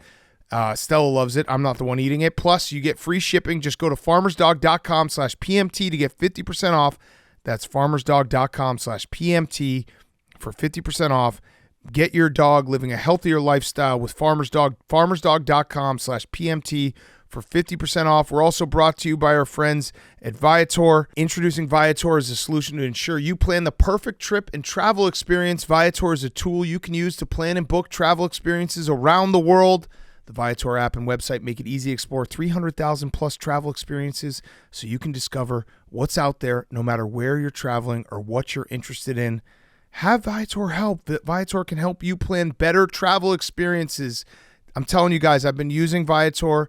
There's nothing better than having a trip planned for you. And you can do it right now with Viator. 300,000 plus travel experiences to choose from means you can plan something that everyone you're traveling with will enjoy. Enjoy real traveler reviews to get insider information from people who've already been on the experiences you're considering. Don't waste your vacation taking guesses. Make sure that you have a great vacation plan with Viator. Free cancellation helps you plan for the unexpected. Plus, Viator offers 24/7 customer service, so you know you'll get support at any hour if things aren't going as planned. Download the Viator app right now. Use code Viator10 for 10% off your first booking in the app. That's Viator 10, the number 10, for 10% off your first booking in the app. Find the perfect travel experience for you. Do more with Viator. Make sure that you're planning a great trip. Do more with Viator. All right, here he is, Ryen Russillo. Okay, we now welcome on one of our absolute favorite guests in Pardon My Take history. He's on the Mt Rushmore. It is time for our NBA playoff preview with Ryen Russillo, who, writer, podcaster, go listen to the Ryen Russillo show. Also male model? Yeah, Ryan, you look good. I felt good. Were you doing that as a joke? No. Okay. All right. Somebody asked me to model, and I said yes. As I get older, I just want to get outside of the comfort zone. And, it's just classic. Like, guys are just not secure enough. So, of course, the hate rolls in. And yeah, it hurt. There was a couple dark days where I was kind of sitting around being like, maybe this isn't for me. Maybe I haven't built up the scar tissue that I thought I had built up over 20 plus years of sharing sports takes and being called a dickhead all the time. But this world is entirely different. And I don't know. I know that I'm built different, but I don't know if I'm built differently. Yeah. So you had a good look on your face in that pose. I don't know what your motivation was for the camera. What did you like about it? I thought it's something I hadn't seen out of you before. You had like a little high school bully, but also like maybe a high school bully who's into poetry. Yeah. Wrong side of tracks, kid. Yeah. Don't fuck with him. Bad boy. It gave off bad boy vibes. Yeah, but oh man, he's actually really well read. Yeah. Did you like the cement background? Yeah, that was cool. It was really cool. It was perfectly set up so that you could get memed forever for it. Yeah, it made me feel like you were like a high school bully, dumb jock, but also you have a Boondock Saints poster on your wall. So you're into the fine art of cinema as well. Yeah. Maybe Bob Marley. Have you ever seen Overnight, the Boondock Saints documentary about the creator behind it? Have you seen it? I've heard about it, and I've heard how crazy, batshit insane it gets, but I have not seen it myself. It is so good, I bought it. And I hadn't watched it in, I don't know, I think it came out maybe a little less than 20 years ago. It's incredible. And it's kind of the blueprint for like what you're not supposed to do when you show up to Hollywood and somebody likes your script. So look, they still got it made, and he did far more in like 12 months than most people could ever dream of doing, but it's like the best documentary. I wonder what he's like when he goes back. But yeah, to the modeling shoot, there's actually footage from it that we haven't released yet. Nice. We're kind of seeing how it goes. The hoodies did sell out in just over an hour. Fuck yes. So we're thrilled about that. Legends was obviously happy. I mean, Legends, I'm not like a lot of their models. I think we would all agree on that. Have you not got any other calls? Well, I haven't put it in my Instagram bio yet, and that's probably part of the problem because I have minor league baseball player in there because I just think a lot of guys do, and I don't know what the standard is for saying, oh, I think I have professional baseball player because I think you can actually just say it. Yeah. So I have that, and then I've got to update it and put model, and I imagine the collab offers will just come rolling in. Yeah, the key for minor league baseball player, you can't write minor league baseball player. You got to just like do the @ to the team that you played for, because then people will click it and be like, oh shit, he played ball. Because it'd be like, some random, it'd be like the Crawdaddies. You're like, what the hell is that? Oh. But if you still got paid, you could be independent league baseball, and it's still, I mean, there's nothing funnier than playing like a pickup hoops and somebody would be really good and be like, oh, hey, did you play somewhere? I'd be like, I played some semi-pro. And you're like, what is that? What actually is that? Yeah. There is there's, we used to have the CBA, there's the G League, and then there's that other league in the NBA, and maybe you're overseas somewhere, but like what's American semi-pro? Like what is it actually? Just more organization for men's league? Yeah, I think if you get paid like $100, if you ever get paid to play Per basketball, diem? Wait, I played on TBT. I was on a roster. I recorded a stat. I think I might be It's not semi-pro. professional. Yeah, But it's semi. there was a payment for it. There was $1 million for the winner. So sounds like somebody needs to update their bio. yeah, for I sure. do. So I'm looking at this. You want to know? picture. You want to know something funny Yeah. though? On the picture, I actually did have like 7 or 8 DMs asking if I wanted to collab after that. Oh, line hell came yes. out, which is just awesome. Are you going to do it? What about for us? What about for Part of My Take? Next hoodie we put out, can we get you to model it for us? Ooh, that'd be big. Can I wear short shorts? Yes. It's actually a must. Yeah. Actually, we should All just right. sell shorts. We should actually we'll have Quigs just make them shorter and shorter and shorter. Yeah. How did you decide which letters to take out of Russillo? Because it's RSLO. You said, okay, don't want 2 S's, don't want 2 L's, and then some of the vowels. Let's Use lose a those strong 2. letter. It is. It's a great observation. That was the graphic design team. I didn't really have a ton to do with that.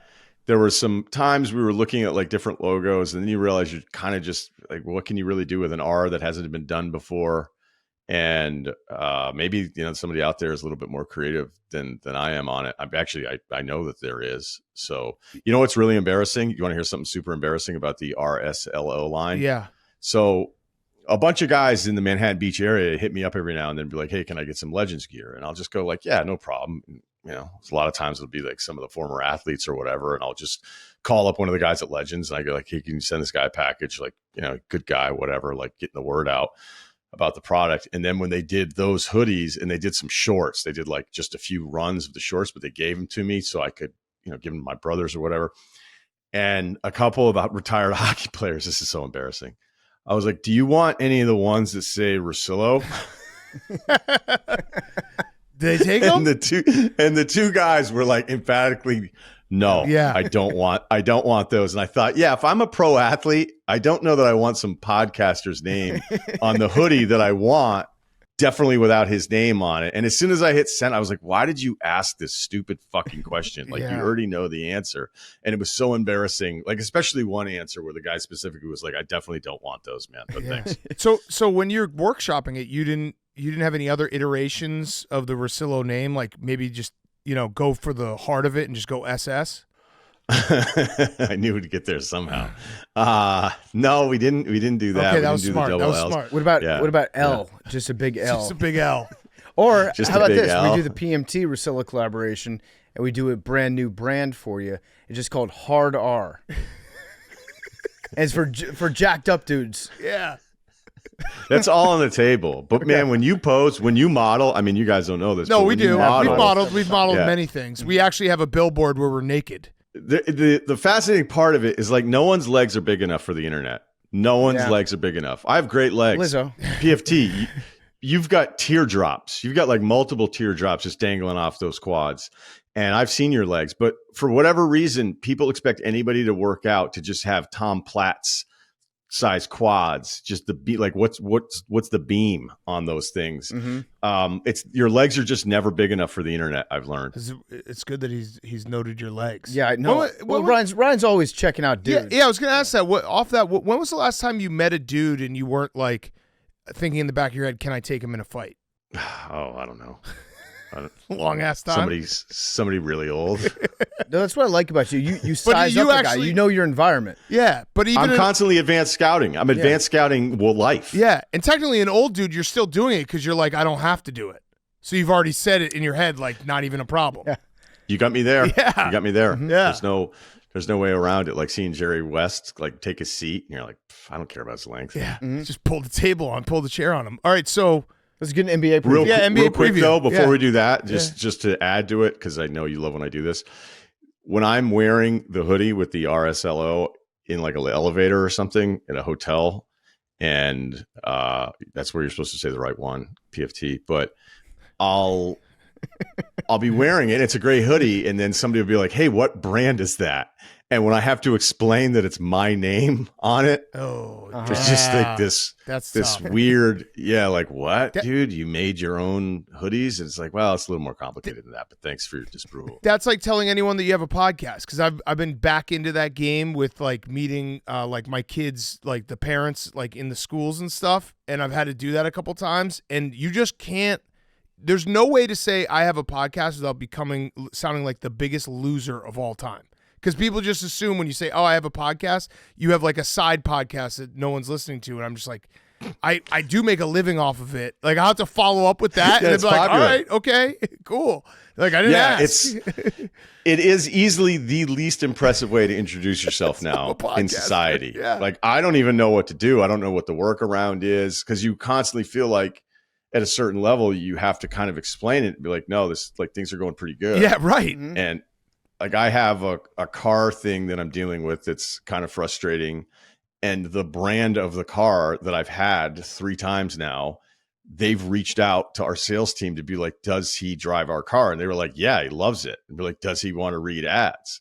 And I was like, yeah, but I'm also kind of dealing with some conflict with the dealership on the trade-in that I'm not too thrilled about.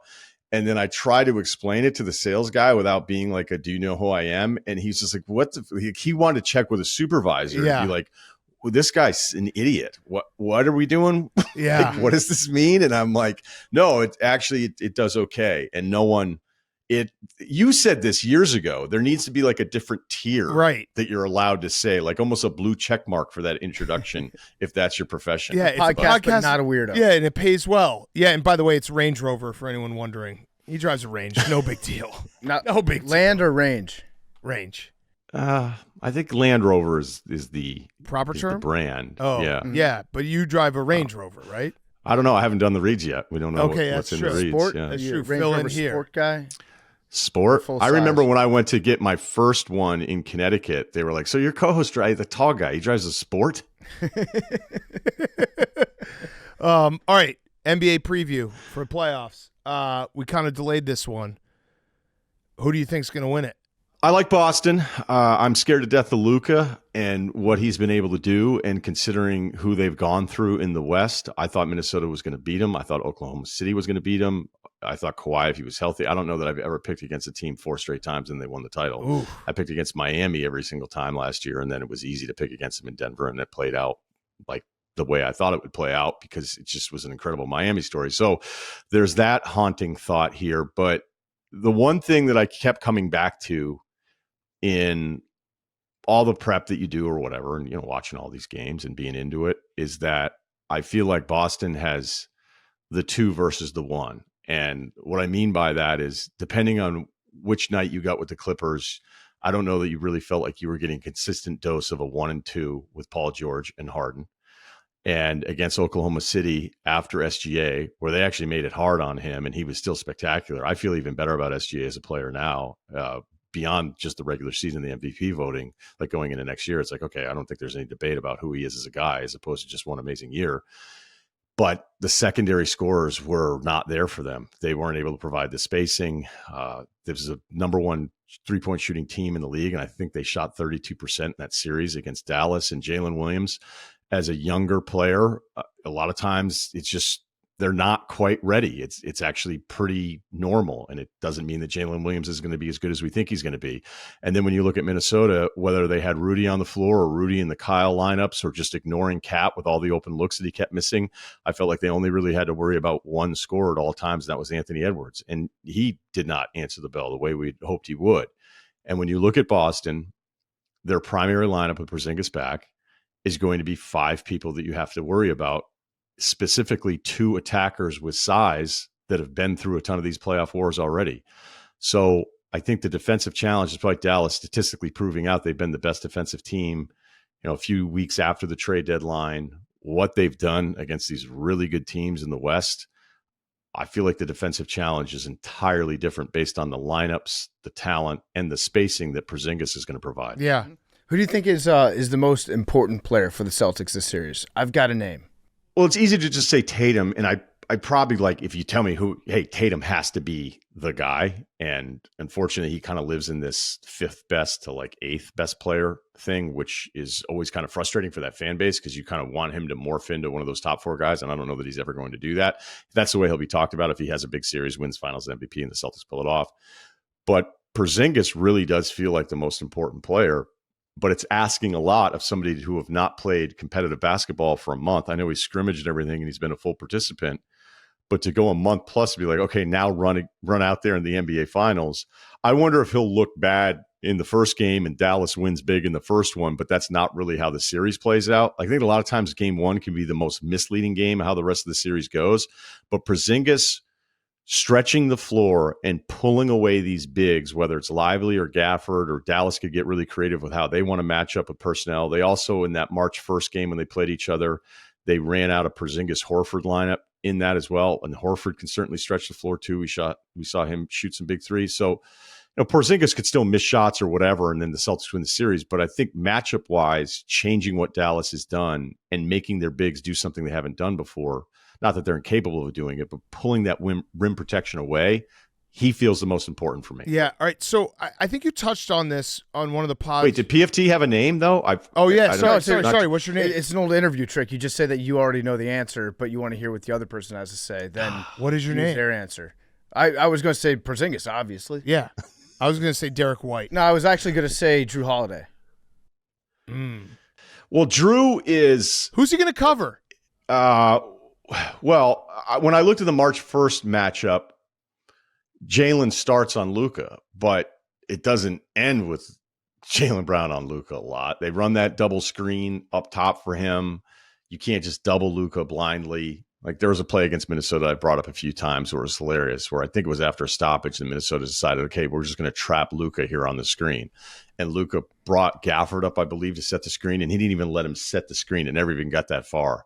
And here come Minnesota's defenders like, all right, we're going to trap him. And Luka just smiles and throws the ball off to Kyrie, who then hits, I think, PJ in the corner for a wide open 3. And it was all set up by Luka being like, I'm not even going to let you do the thing that you just designed to do against me to change up the coverage.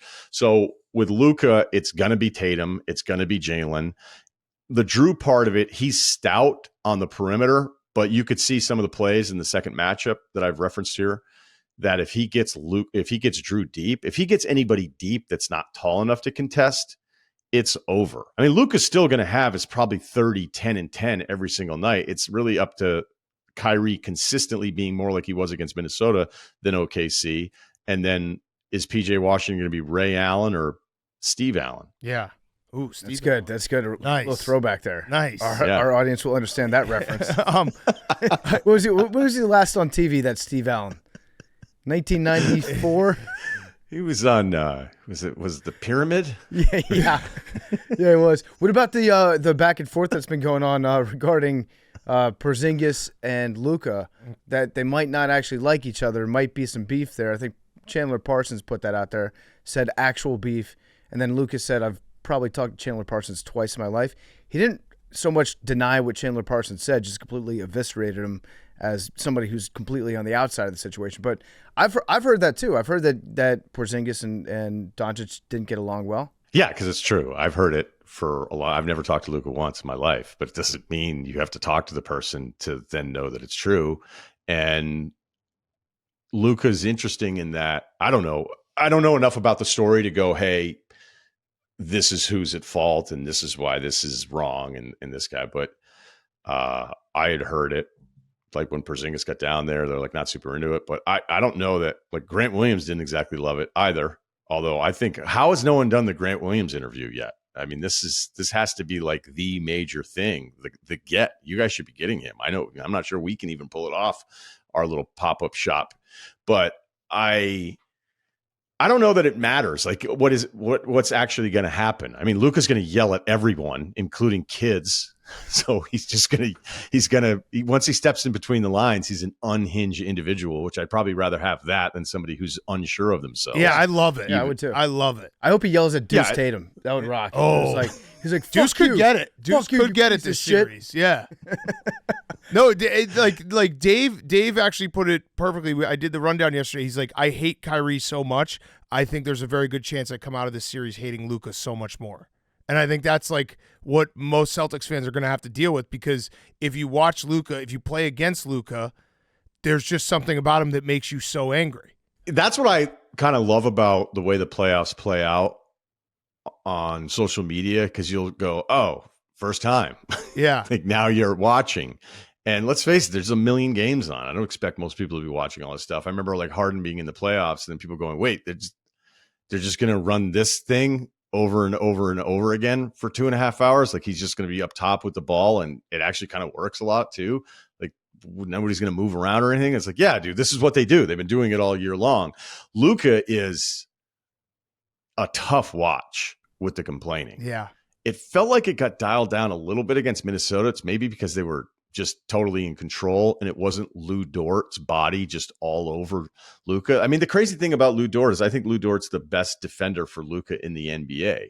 And then you look at the final numbers, you're like, I thought this guy was an awesome defender. And you're like, that's not really what it is. Yeah. It's, can I make your 30, 10, and 10 really hard on you and wear you down physically? Where I thought Luka had moments in that series where I'm like, I don't even know if he's going to be able to be healthy enough the rest of the way. And he's actually looked better and better. And now with the time off between the end of the Western Conference Finals and the finals, like he should look great. But yes, Celtics fans that are really watching Luka for the first time, if he's the way he normally is, you're going to hate him. Yeah. Because he's going to be killing you in moments. He's going to hit big shots. They're going to win some of these games, but he is I don't think he can actually help himself. It's not an excuse, but I think he's one of those guys that is just an absolute spaz in your friend group. And you're like, and he doesn't even realize he's doing it. Yeah. It's like Hank when we golf with cameras on. Like he's good when there's no cameras on, and then he can't help it when there's cameras on. I own that video, by the way. Let him know if you see him. Oh yeah, he's sitting right here. You can get that. He'll get that video. By the way, anyone who's All right, playing, cool, I'll follow up after this. What'd you say? I'll follow up after this for that. yeah. Thanks. Yeah, no, hit me up today. Anyone who's playing Russillo bingo at home, he was able to work in some James Harden hate out of nowhere. So just check that one off. I thought that was nice. I thought that was actually kind of nice for me. I don't know how we steered the ship to. Oh, and by the way, James Harden, he sucks. Speaking of steering the ship, how's your boat doing? Oh, don't ask. Well, we're in a transactional phase. Yeah, of the Are you boat. he's about to have the second best day of owning a boat. You're selling the boat. Yeah. I am. Unfortunately, I have to sell it. What's that like? What's the process selling? You put an ad in the newspaper, meet a couple guys down at the docks. Maybe throw in a free hoodie. Well, it's a bigger boat, so I'm not meeting anybody. Yeah. Oh, you got a I guy get that phone takes calls. a representative. Yeah. Yeah. I get calls. You should make that guy, the representative of your boat should have to wear a Russillo hoodie every time he takes a meeting. Yeah, because we wanted to paint over because the boat's name is Ohana, which means family, which I thought was just too good. I think that's what it means. Can you get one of your tech guys to double check? Because I was like, all right, Ohana, I'm not sure about this. And then they were like, yeah, it means family or community or something like that. What language are we And I talking went, about?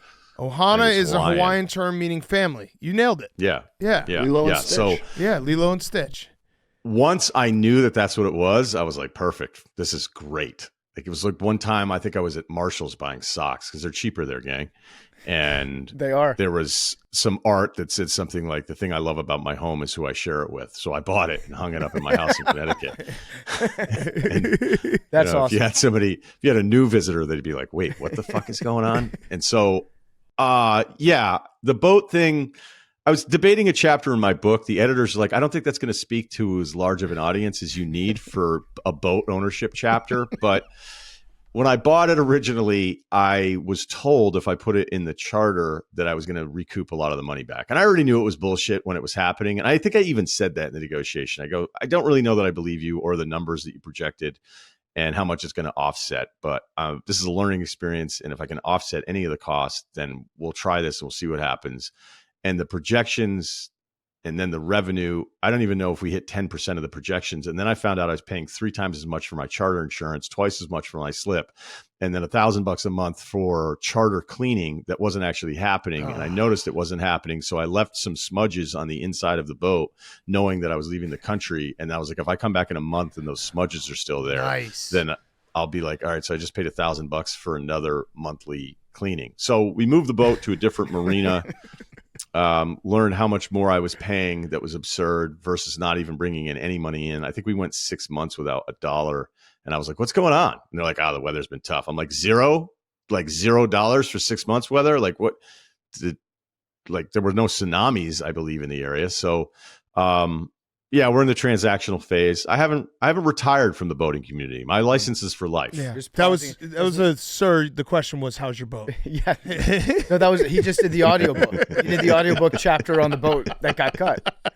You know See, what? I was kind of soft pitching it. Hank just Maybe the editors are right. Hank just got his boating license. He might be in the market for a boat. He'd be your captain. Hank, just move back to Boston because I need somebody. What I really need to do is going on something in the seaport, but I already looked into it a little bit. And You're already looking for your next boat? You haven't sold your first well, I looked one. into it. There was like some boat membership thing that I was like, how's this Hank's work? part of it. Hank's part of it. That's what I'm doing. Yeah. He's Hank, No maintenance. pitch me on No it. maintenance. Pitch me on it. You don't own the boat, but you own a subscription essentially to multiple boats. like a Tell me maritime about it, right? share. Yeah, you can rent boats. You have an app. You just, reserve the boat you want. They got pontoons. They got center console boats. You walk up. It's fueled up. You don't have to, do anything. And then when you're done, you just drop it off. They tie it up for you. You get off, and that's it.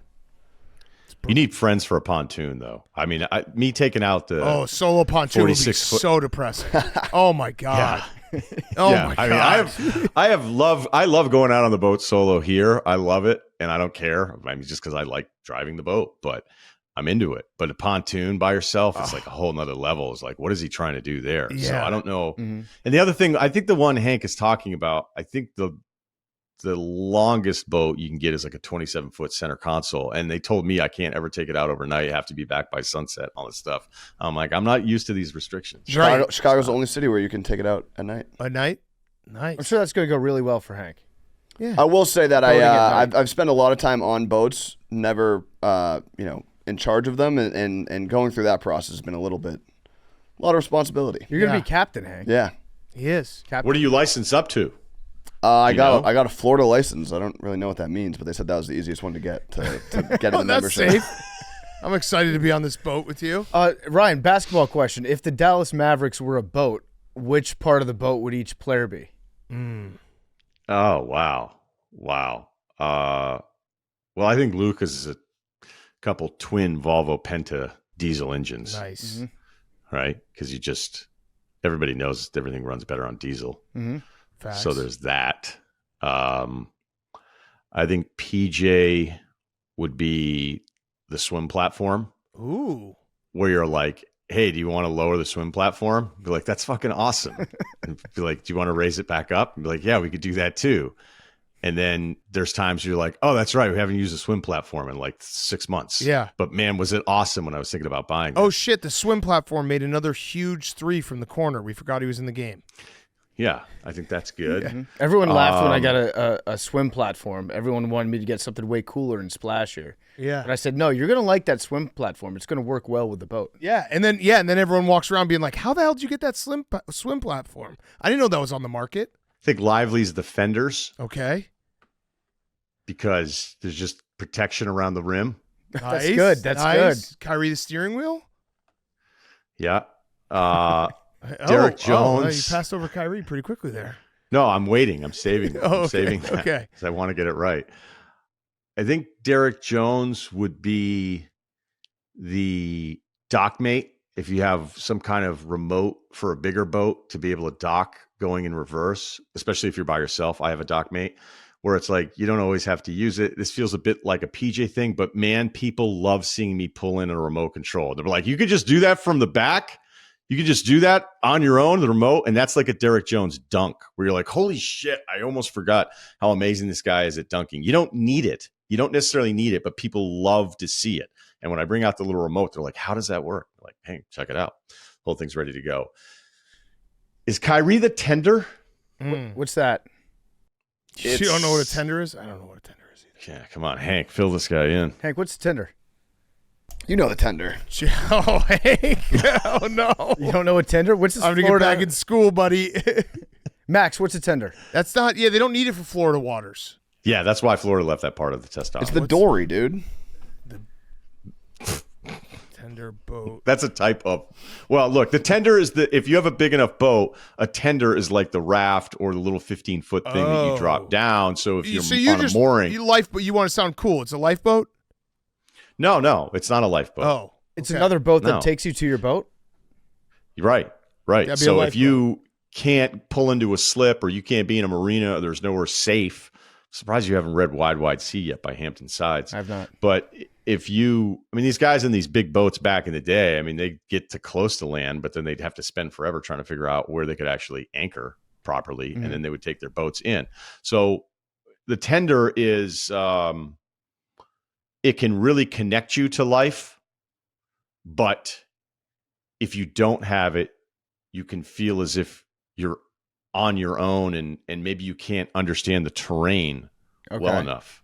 Yeah. Maybe so that's kind of Kyrie. You're looking at the terrain and you're like, this looks like it's a round sphere. But then you have the tender and it's like, actually, it's all flat. Yeah, because it's smaller and the perspectives are all different. Yeah. Yeah. Also, You're not actually you're not navigating. You're just short tripping it. if you're on a big boat and you get to the dock, you think that you're there, but you're not ever actually there until you can get into the tender and actually arrive. Dock, yes, but mooring, no. So the tender connects you to life and exploration, but it's certainly not the most important part of the voyage. Yeah. This is good. All right. That was very informative. Very Thank you. informative. Very informative. Ryan, not to throw one at you here, but you're good on your feet. If Luka wins the title here, would he be a top 7 title run by a single player? Let me think. Just off the top of your head, yeah. Single player. Well, it depends on what you think of Kyrie. And True. For the longest time, I think Kyrie's value was, well, he diminished it as much as anybody else ever did. In your eyes. Yeah, I don't have any time for people being like, hey, it's like, wait, what? Like we're all supposed to act like it was awesome the whole time, all of these years, because he made some shots. Like, give me a break. So he's actually in a weird way, Kyrie, if they were to win this whole thing and then everything that happens, it's like he never really had to be a number one.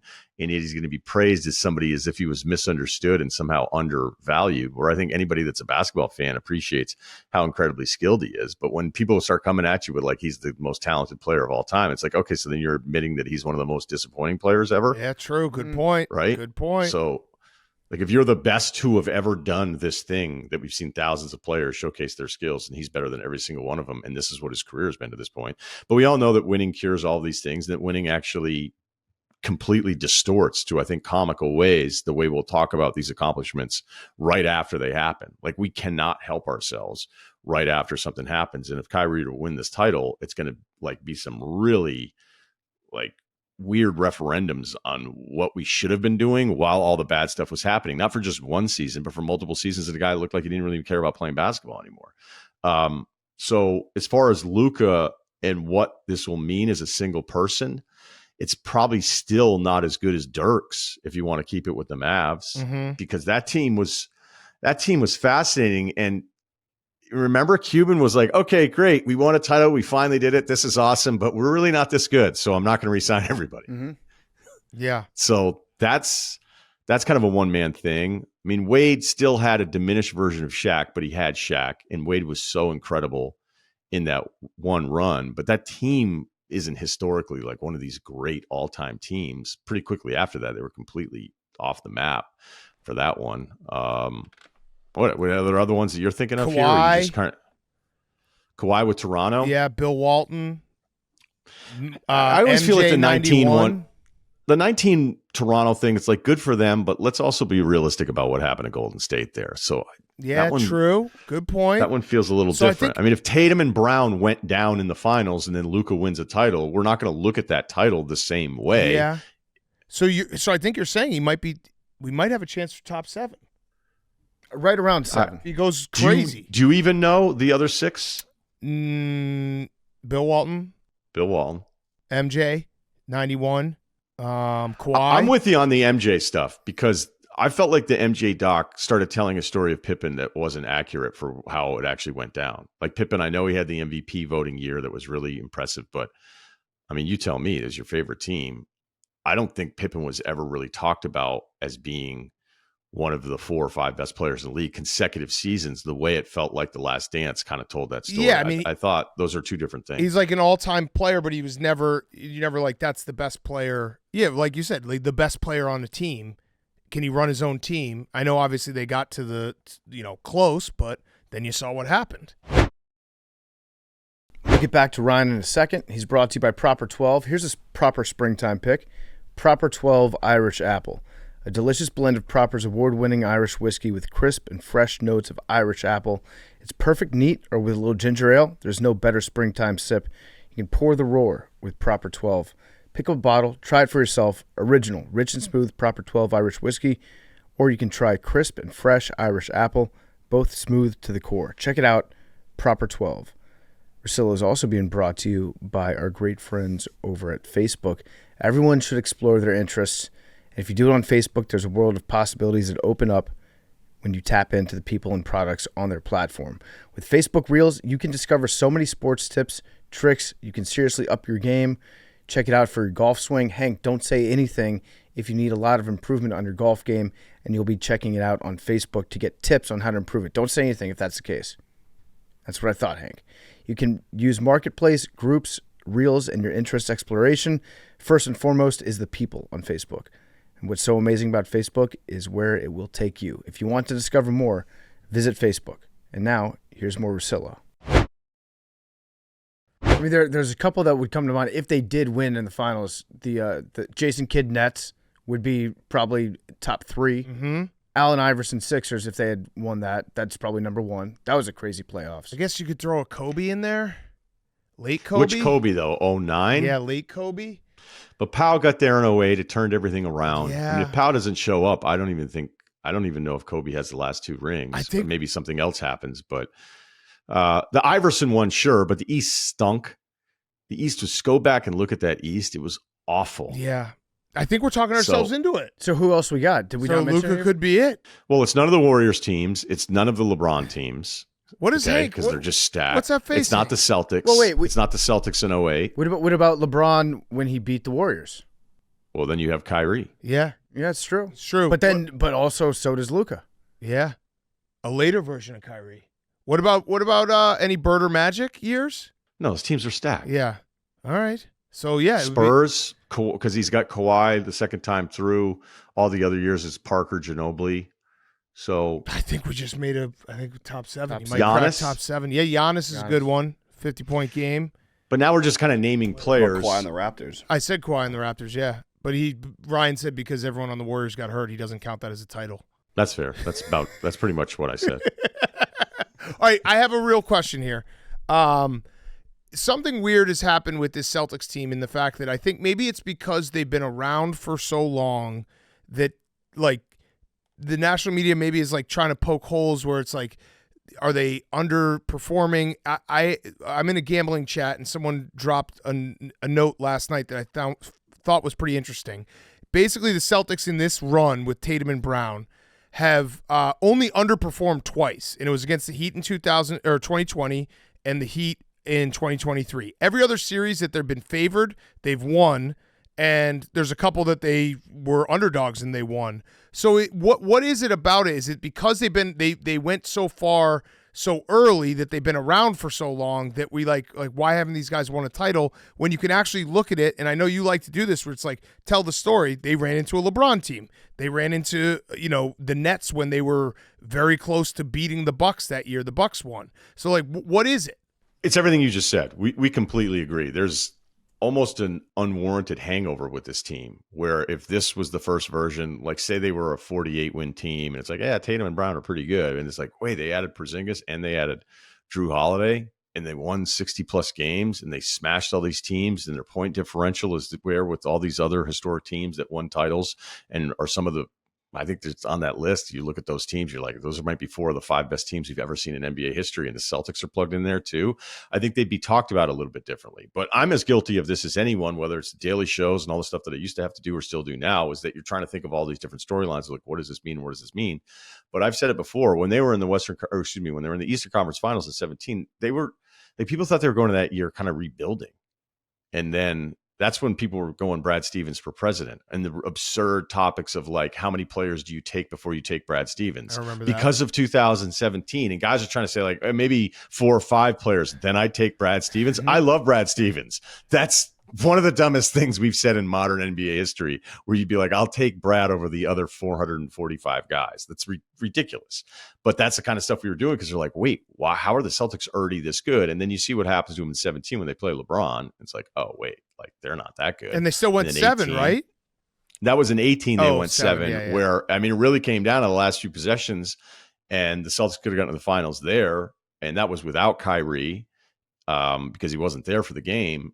And so I think them being ahead of schedule early has led to more concern than perhaps warranted, of like, as if they're this 7-year failure prior to what happens here.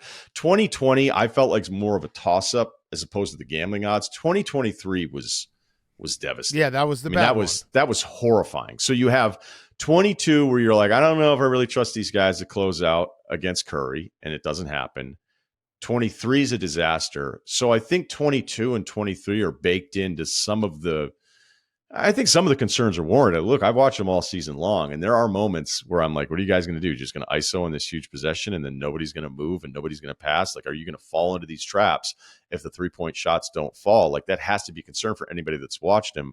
But I feel like it's added layers that have nothing to do with the 24 roster, because this is the best team of all of these teams they've had throughout this entire run, however short they've come up in the conference finals. Yeah. Mm-hmm. Yeah, and it's funny too, because that's like the big picture Celtics, and then the small picture is that Jason Tatum, I don't remember a finals where it's like, yes, obviously legacies are always on the line, but if the Celtics lose this, it's Jason Tatum, we told you he's not that good, and if the Celtics win this, he's going to go play the Olympics and then get a Supermax, which will be the biggest contract at the time before Luka signs his. And then we're going to have the conversation, is Jason Tatum the best player in the league? Because that's coming. So it's like the volatility of this finals for him personally is absolutely insane. Totally agree. I mean, think about it this way, and how absurd this can all be and this is why I try to push back on it, but at the same time too, it's not like you've memorized every little intricate detail of all these playoffs. We're like, well, yeah, but in 83 when Tony, we're like, what? Tatum can play the exact same series, right? You play the exact same series, you come down to the last few possessions, and they could lose in game 7. Luka is better than everybody else. I don't think there's really any debate about that. I mean, other than Jokic, but as far as this series, like, there is I think a significant gap between Tatum and Luka, even if the numbers would tell you it's a little bit closer. But Tatum could be great the whole time. Conversely, Luka could be great the whole time. And then the opposing team hits that one big shot towards the end, and then we act like that player is completely different. Mm-hmm. Not so much even for Luka, because I think most people look at this and be like, okay, this is a nice little reminder that last year was fluky, and he's probably the best offensive bet for one possession of any player in the league. But the Tatum thing is going to be weird, because I'm going to go like, all right, well, he's awesome. He's awesome. Like, it's awesome to have Jason Tatum as your best player, but I'm not going to start putting him ahead of Giannis and SGA. It'll be interesting to see how far somebody goes with it, because people won't be able to help themselves the morning after it happens. But my general point is, the player is usually the same but the outcome is different, and history is only going to remember the winners. But then we have to add this other part of like, well, can't Tatum just still be awesome and be like a top 7 guy? Like, no. Do you not understand the rules? Yeah, right. Like we've got to say, would you rather have him than SGA, which I think would be wrong, even if he wins it. Yeah. I think the rules are if he wins Finals MVP, Celtics win, then he's the number 1, 2, or 3 player in the NBA. Mm-hmm. If he loses, then he's outside the top 10 entirely. And a bum. And He won't be outside of fraud. the top 10. No, he's a fraud. Well, no. These are the rules. He'll be a fraud, No, right? fraud But- and a bum. Yeah, these are the rules. Yeah, no, I'm saying if he loses, we will drop him. I can sense Hank. You can't get to 10. You can't be reasonable. No, I'm not saying we'll you're get wrong. To 10. We'll Right. get to 10. No problem. I will do it. Try to get to 10. Give me the hypothetical Okay, Tatum hypothetical loses the players. series in Okay, 6. I like The- this. yeah, No problem, the no 10 problem. ahead of Okay, Tatum. so we that aren't. So we got Jokic. Yep. We got Doncic. Yep. We've got Embiid. Embiid. SGA. Why does he always get a pass for just never being good in the playoffs? But always hey, fucking- Hank, shut the fuck up. while Hold we on, we're finish just doing this our list. hypothetical. We're doing a hypothetical. Embiid, so that's 4. Giannis. Wait, we did Jokic. Yeah, Jokic, Said Doncic, Giannis twice. Embiid, Giannis, SGA. That's 5. Anthony Edwards next up. Next, Michael Jordan. That's 6. Jaylen Brown played better than Tatum in the finals, so he's at 7. Yeah, that's true. You got to put KD in there still too. Right? KD, you got to put him in there out of respect. LeBron, great player. and Anthony Davis. I was gonna say James Harden, but yeah, James Harden, Zion too. If he doesn't get hurt, If he doesn't get hurt, look out. Trey Young. Trey Young. Listen, yeah. You love Trey Young. I can Who yelled Trey Young? I did. Yeah, I can keep these Oh, names. Kurt, going, right? Steph. We didn't say Steph. Oh, Steph. Oh, you we gotta give it up might for be Steph. like 15 if you let us keep going. Yeah, Tatum. Maxey. The Maxey, Tyrese Yep. Maxey. He's just getting warmed up. Max just Did threw Max say Max? Oh, Jalen Max Brunson. just threw in Maxey. Jalen Brunson. Dog. Great point. Absolutely. Jalen Great Brunson. point. Say what you want about it. He would never lose in the finals. Yep. Nope, he definitely won't lose in the finals. Yes. Yes. He will not lose in the finals. You didn't mention my guy Booker. Yeah. Yeah, Booker. Devin Booker. He's yeah. above him. Yeah. Oh, Wemby? What the fuck are we doing? Wemby? Wemby might be number is 1. Guaranteed. Yeah, this is easy. This is an easy game to play. This is light work. I'll admit I have a problem with Embiid being named so soon. Oh, there we go. I just want that Hank, stated for the record. Why is Here we that, go, Ryan? Hank. Curious to know your thoughts on why you don't think Embiid should be top 3. I'm over it. Oh, okay. Go Yep. off. Max, Moving you forward. can unmute your mic, Max. Put the camera on yourself. Yeah, put the camera. This is a Max versus Russillo 1v1. Here we go. Because he gets hurt. No, I'm willing to understand the argument that he gets hurt. Oh, wow. Thank you. You What want a to concession. understand it but not What- accept it? The guy I'm who's understanding- built a glass. When we say he's made out of glass, Max He tries got to a jump fucking through the Bell's window. palsy. Like, how are we supposed to predict Bell's palsy in the playoffs? All right, what does that have to do with like someone's like medical like consistency? Okay, but It's what fucking about- Bell's Fair palsy? point. What about everything else? All right, he still had a good playoffs. You Okay. get Bell's palsy from using crutches too much. All right, so That's a fact. So Russillo, you're over it. That's your opening statement to Max, To the world. to the world.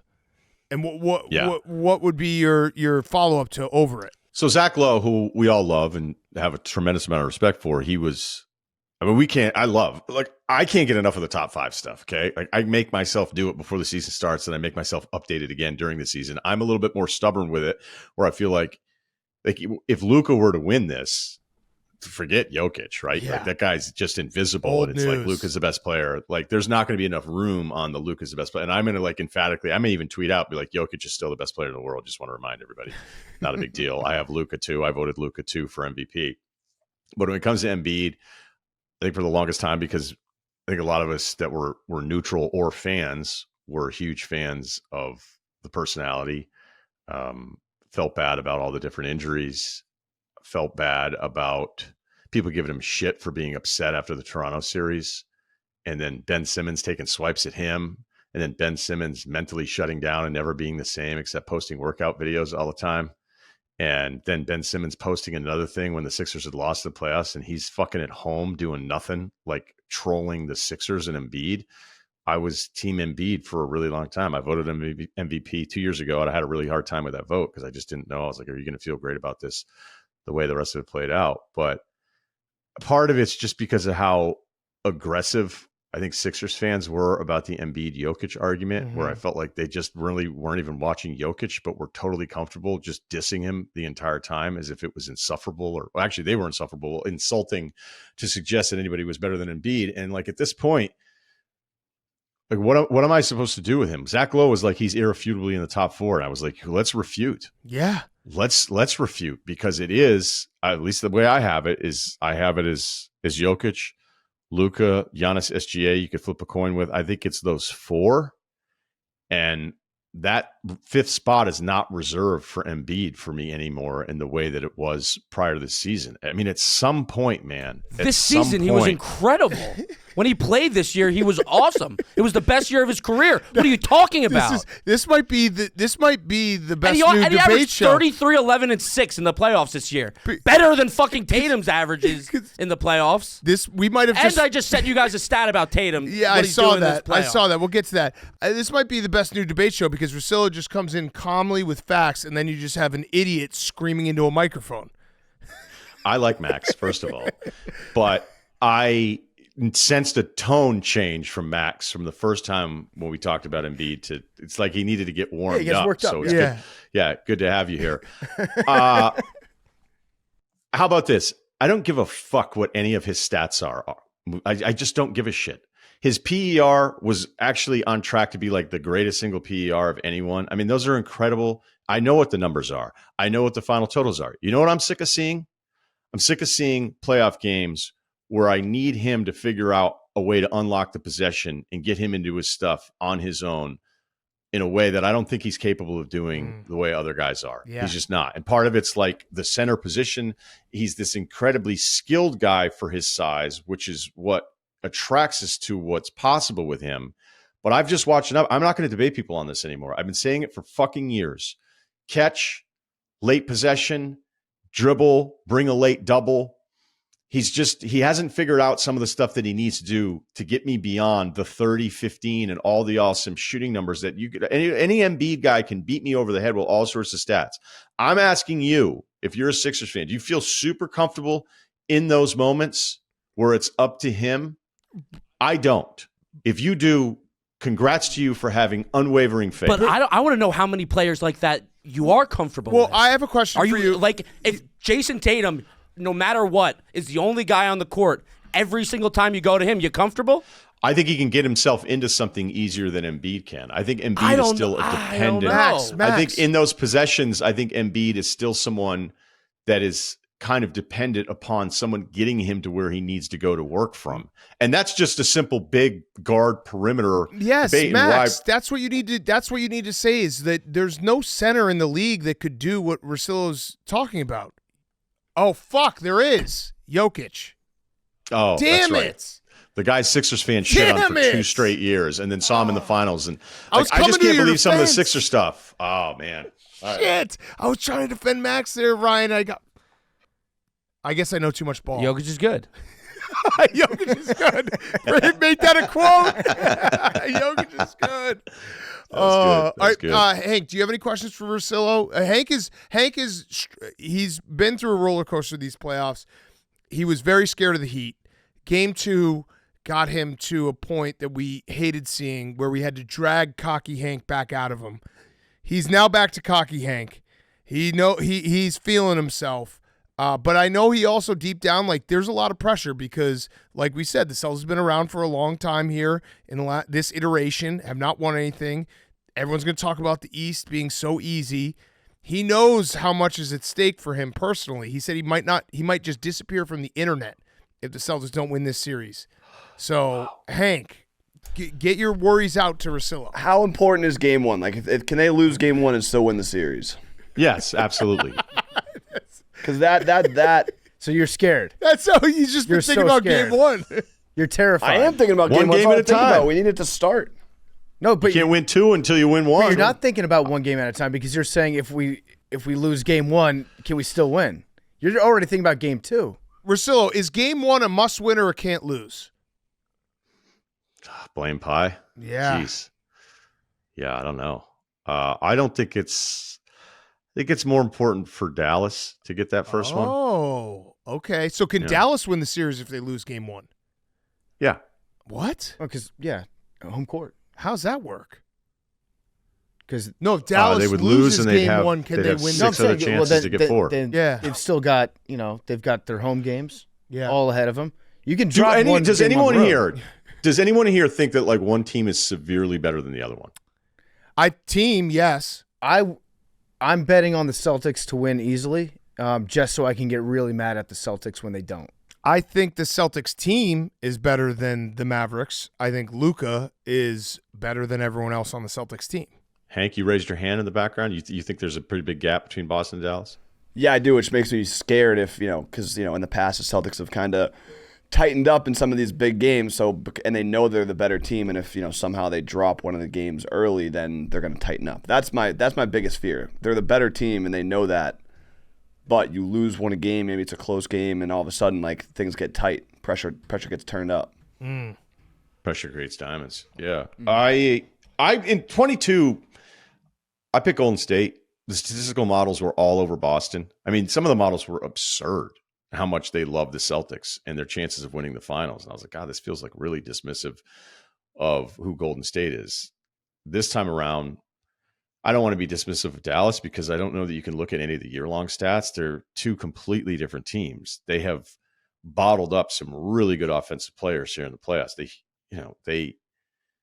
They shut down an Oklahoma City team that you thought, like, okay, at least they're going to score. Like, can you really turn off of their offense? And other than SGA going crazy, like that game 4 SGA, like that's not supposed to happen. Hit every mid-range shot, just start pulling up because he knew he had to do it all on himself because of how good the defense has been from Derek Jones and PJ taking on SGA and the rim protection and Kyrie being like more aware and locked in off the ball and showing like real effort for the first time that I think I've seen in like 6 years from him defensively, because I think he's had some decent moments in the past.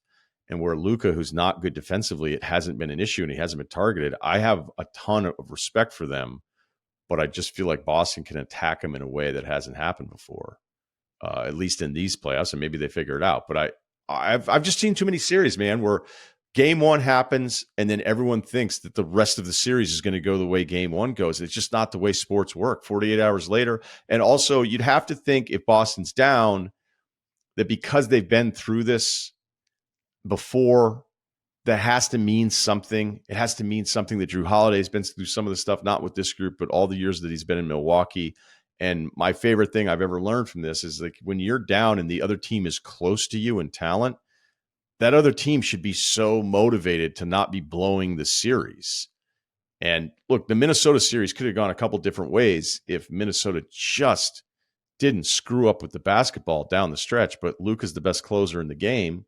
And that's kind of what you're faced with. So if it ends up being a bunch of close games and Boston's not hitting 3-point shots, like this could easily go Dallas's way, but I still think Boston has more options than they faced so far. If someone on the Celtics was going to win Finals MVP not named Jason Tatum or Jaylen Brown, who do you think it would be?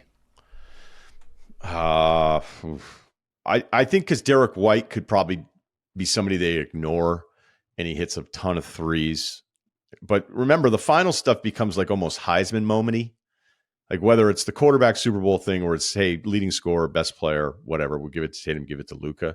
But there have been other times where I think like Jaylen Brown won the Eastern Conference Finals MVP because of the 3-point shot. And then I think finding Derek White for that other big 3 against the Pacers. I think Tatum's clearly more important.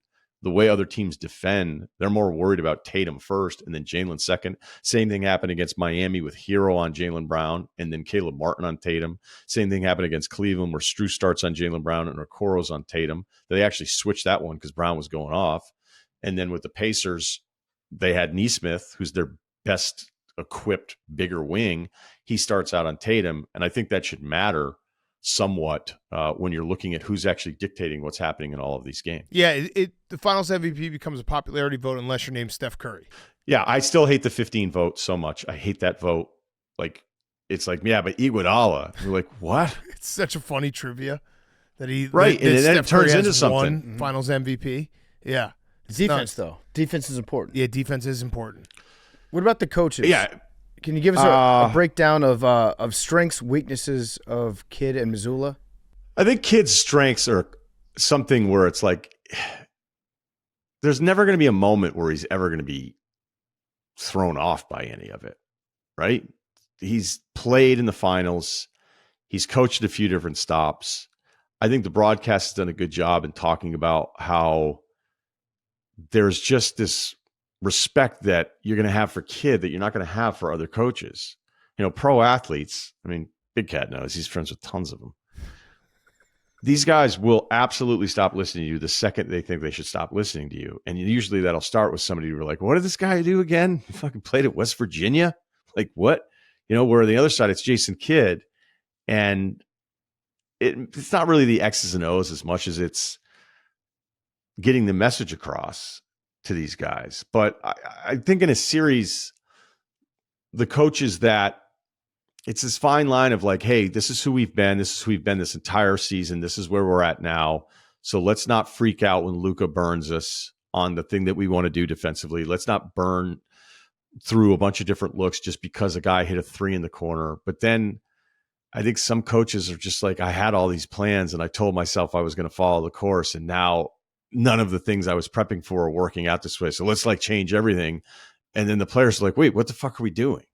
Like we mapped this out. We said these were going to be our rules. We said this is how we're going to send help or not send help to Luka. And now TJ Washington hits 3 shots in the first quarter and we're going to start scrambling as if the whole playbook is thrown out. And I don't think Kidd would ever be that way. And, you know, Missoula is a tougher scouting point because he just hasn't been around as long and the team is loaded. Yeah. Couldn't you say that that's actually a strength of Missoula as well, where he has his system and he just because like, the Celtics, when they don't shoot well from 3, can look like the worst team in the NBA. Like they've had it a couple times in these playoffs, or twice. But he's like, "This is our system. We're going to keep doing it. It's not. We're not going to just change it because they're not changing right, that. Yeah, right. I think you're absolutely right. And like maybe stubborn's the wrong word there, but when you think about the body of work here, you're like, wait, you want me to do something different because there's going to be a night a few threes don't go in. I think my biggest issue with the Celtics. And we've talked about the closing part of it. And there was that Atlanta regular season loss where I was like, are you guys seriously going to do this? Like, you're serious? Like when they blew the game to Cleveland. And the other part of the lesson here is that we don't really have that many games like this to really even point to. And then with any Dallas bad stretches, we just kind of erase them because you're like, okay, well, they closed the season 12-3. They had this incredible defense. So what is there really to critique? But the analogy that I've used before is if you have a really special score, okay, and he's getting his 22 shots up a game, you know there's going to be 5 shots in there where you're like, what were you thinking on that? Like, that's just a contested shot. You missed a read here. This was too early in the shot clock. Like, what are you doing? But the problem is, and it's not really even a problem, but like that's almost a tax, not to get into that topic. That's a tax. Those 5 shots that you don't love are all baked into the rest of the shots. We're like, I can't believe he made that. Or I can't even believe he was confident in his abilities enough to even take this shot, especially in a playoff game where you're going to need guys taking really difficult shots because other guys are just not going to be as comfortable. And that's what the superstar is tasked with. The Celtics, from a team standpoint, I'll watch all these games and I know they're going to shoot a million threes and they do a great job of just stretching the defense out in all of these different corners. But there's also going to be 5 or 7 threes. We're like, what? I know you are really 3-point happy, and I know everybody has a green light, but that was with like 16 seconds left on the shot clock, and you took that one like into the break off a dribble, and you didn't even look at what the defense was presenting you, and you decided that was the best shot, and it was way too early. So even though their overall shot quality is really, really high, I guess I'm being a little too stubborn with it. Well, I mean, stubborn again isn't really the right word, but being too critical of the handful of possessions that every team is going to have in every big game. You're like, what the hell was that? But did anybody make you take that bad shot or did you just decide to go ahead and take it? And that's been the green light part of the Celtics team. Yeah. All right, last question, rowback question. RHOBACK.com, promo code TAKE, 20% off your first purchase. Q-zips, polos, hoodies, joggers, shorts, and swimsuits. Rowback.com, RHOBACK.com, promo code TAKE. My last question for you, Ryan, is do you have numbers that you can share with us in terms of in the gym right now? What are we currently working with? Okay, obviously you always get the injury stuff with me, but got no excuses. You can't do that after you did the Embiid stuff. That's fair. Well, if he put up 24 reps at 225, let me know. Oh, Ryen Russillo, I'm over it. I'm over it. Always hurt. Always hurt. Always has a caveat for his bench press. Almost killed himself building a squat rack in his garage. Over it. I'm not dying today. Not dying like this. You should actually do that as a script. A guy who dies at the end of the movie? No, you're like, it's like Lone Survivor, but it's just Ryen Russillo versus squat rack. I've got one for sale if anybody's interested. What are you squatting these days? Oh, I haven't squatted now for a while. Oh, It's just, I can over tell. it, yeah. We could tell in your legs. Over it. We could tell. I saw those pictures and We could tell. I commented using several burners. Like, Yeah, we could tell. who stapled these twigs to Russillo's torso? I feel like you passed over that bench press number kind of quickly. though, because 225 24 times? I asked somebody for a spot, and then he was like, "What do you?" That happens because I was like, "I'm feeling it today." I was like, "I feel really good today." I was like, "Let me see what I could do. Let's see what happens." And then I just, you know what I did? Towards the end, I was struggling, and I went, "Choose to be strong." Oh. Strength is a choice. That's That good. is huge. Yeah. Mind over matter. Yeah. Yeah. So I was like, "Wait, how many more do you have?" I go, "Hey, why don't you just choose to be strong?" Choose strength. Hashtag. It's a great hashtag. Choose strength. Yes. Speaking of, hey, what happened with Billy football on a few different fronts? Oh. All right, where do you want to start?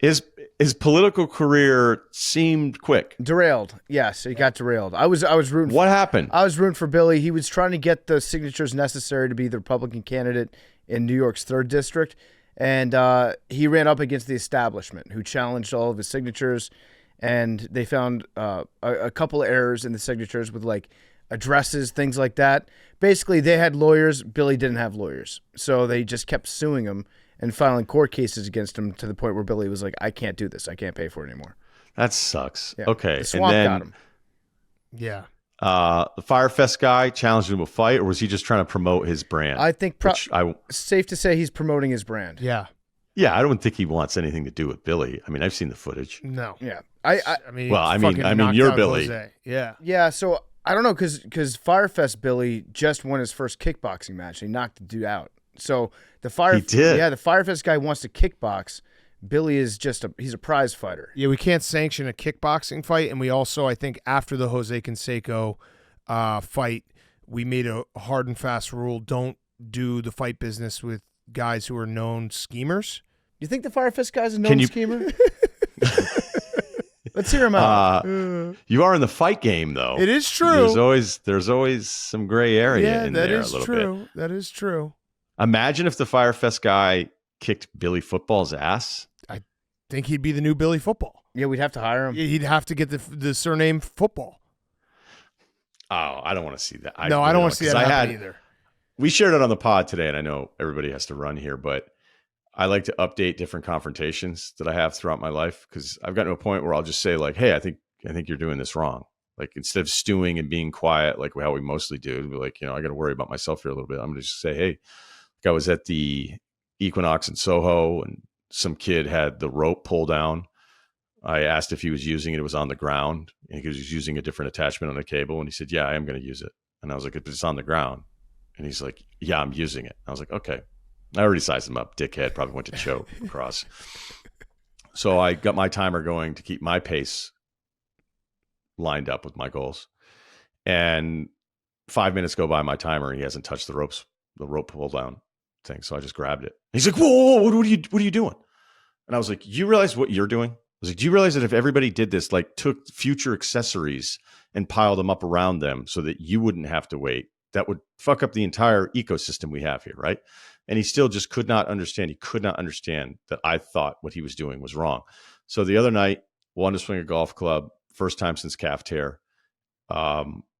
7th hole, I'm lining up a putt on the green, par 3 at night here in LA. And the guy hits right onto the green. And I go, that's weird. All right, whatever. Par 3, rules are out the door. Nice shot.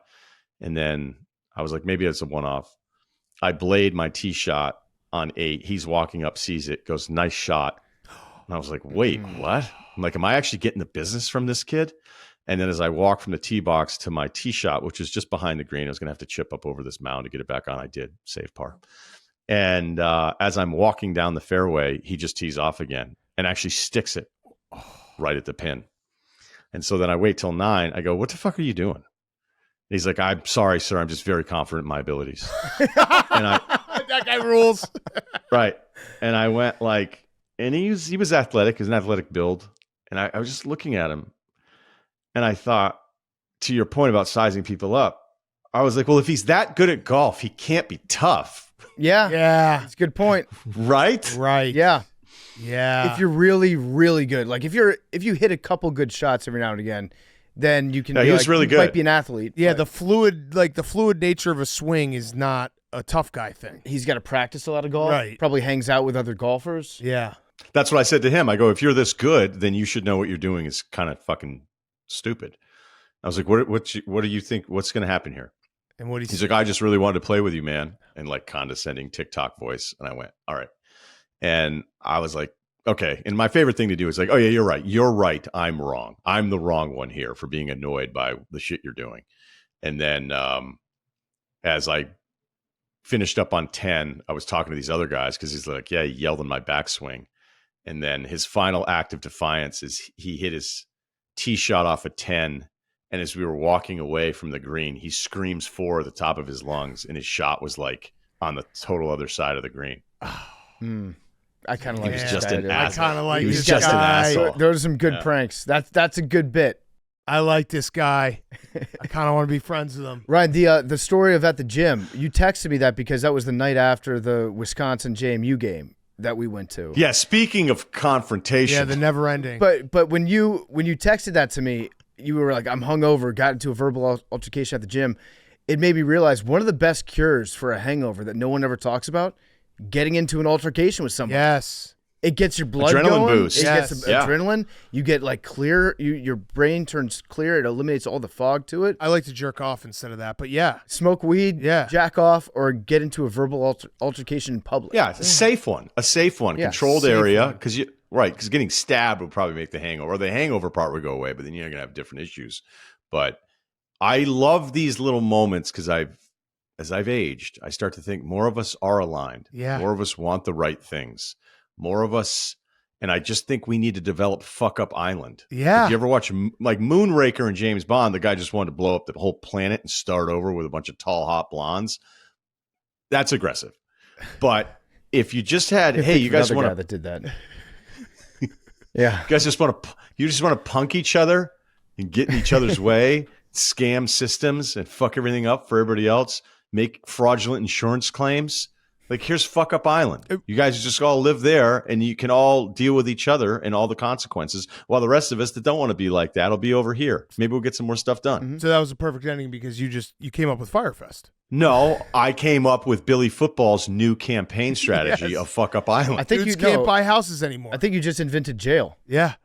Australia. Yeah. Future jail. Yeah, Australia. England did that. I reinvented. Maybe Australia rebranding. Yeah, there you go. All right. Well, Ryan, you're the best. We love having you on. Hopefully we'll see you soon. Maybe Grit Week.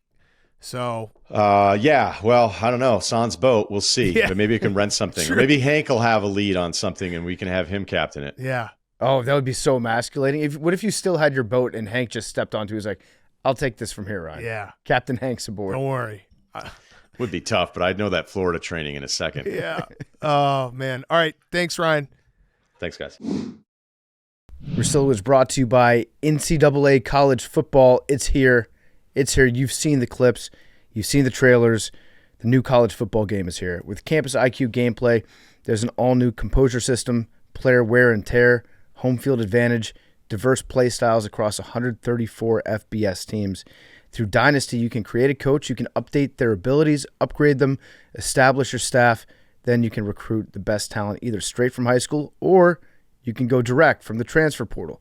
Me personally, if I was a coach in college football, I would make sure that if I had a 5-star recruit on campus, I would know their name and I would say their name to their face if I did a video with them. That's the difference between me when I'm playing college football and some actual college football coaches. There's also iconic atmospheres, traditions, pageantries, sounds, sights of college football. Home field advantage is a gameplay feature informed by unique home atmospheres. You can pre-order the MVP bundle. You get College Football 25 and Madden NFL 25, plus can't miss rewards in both.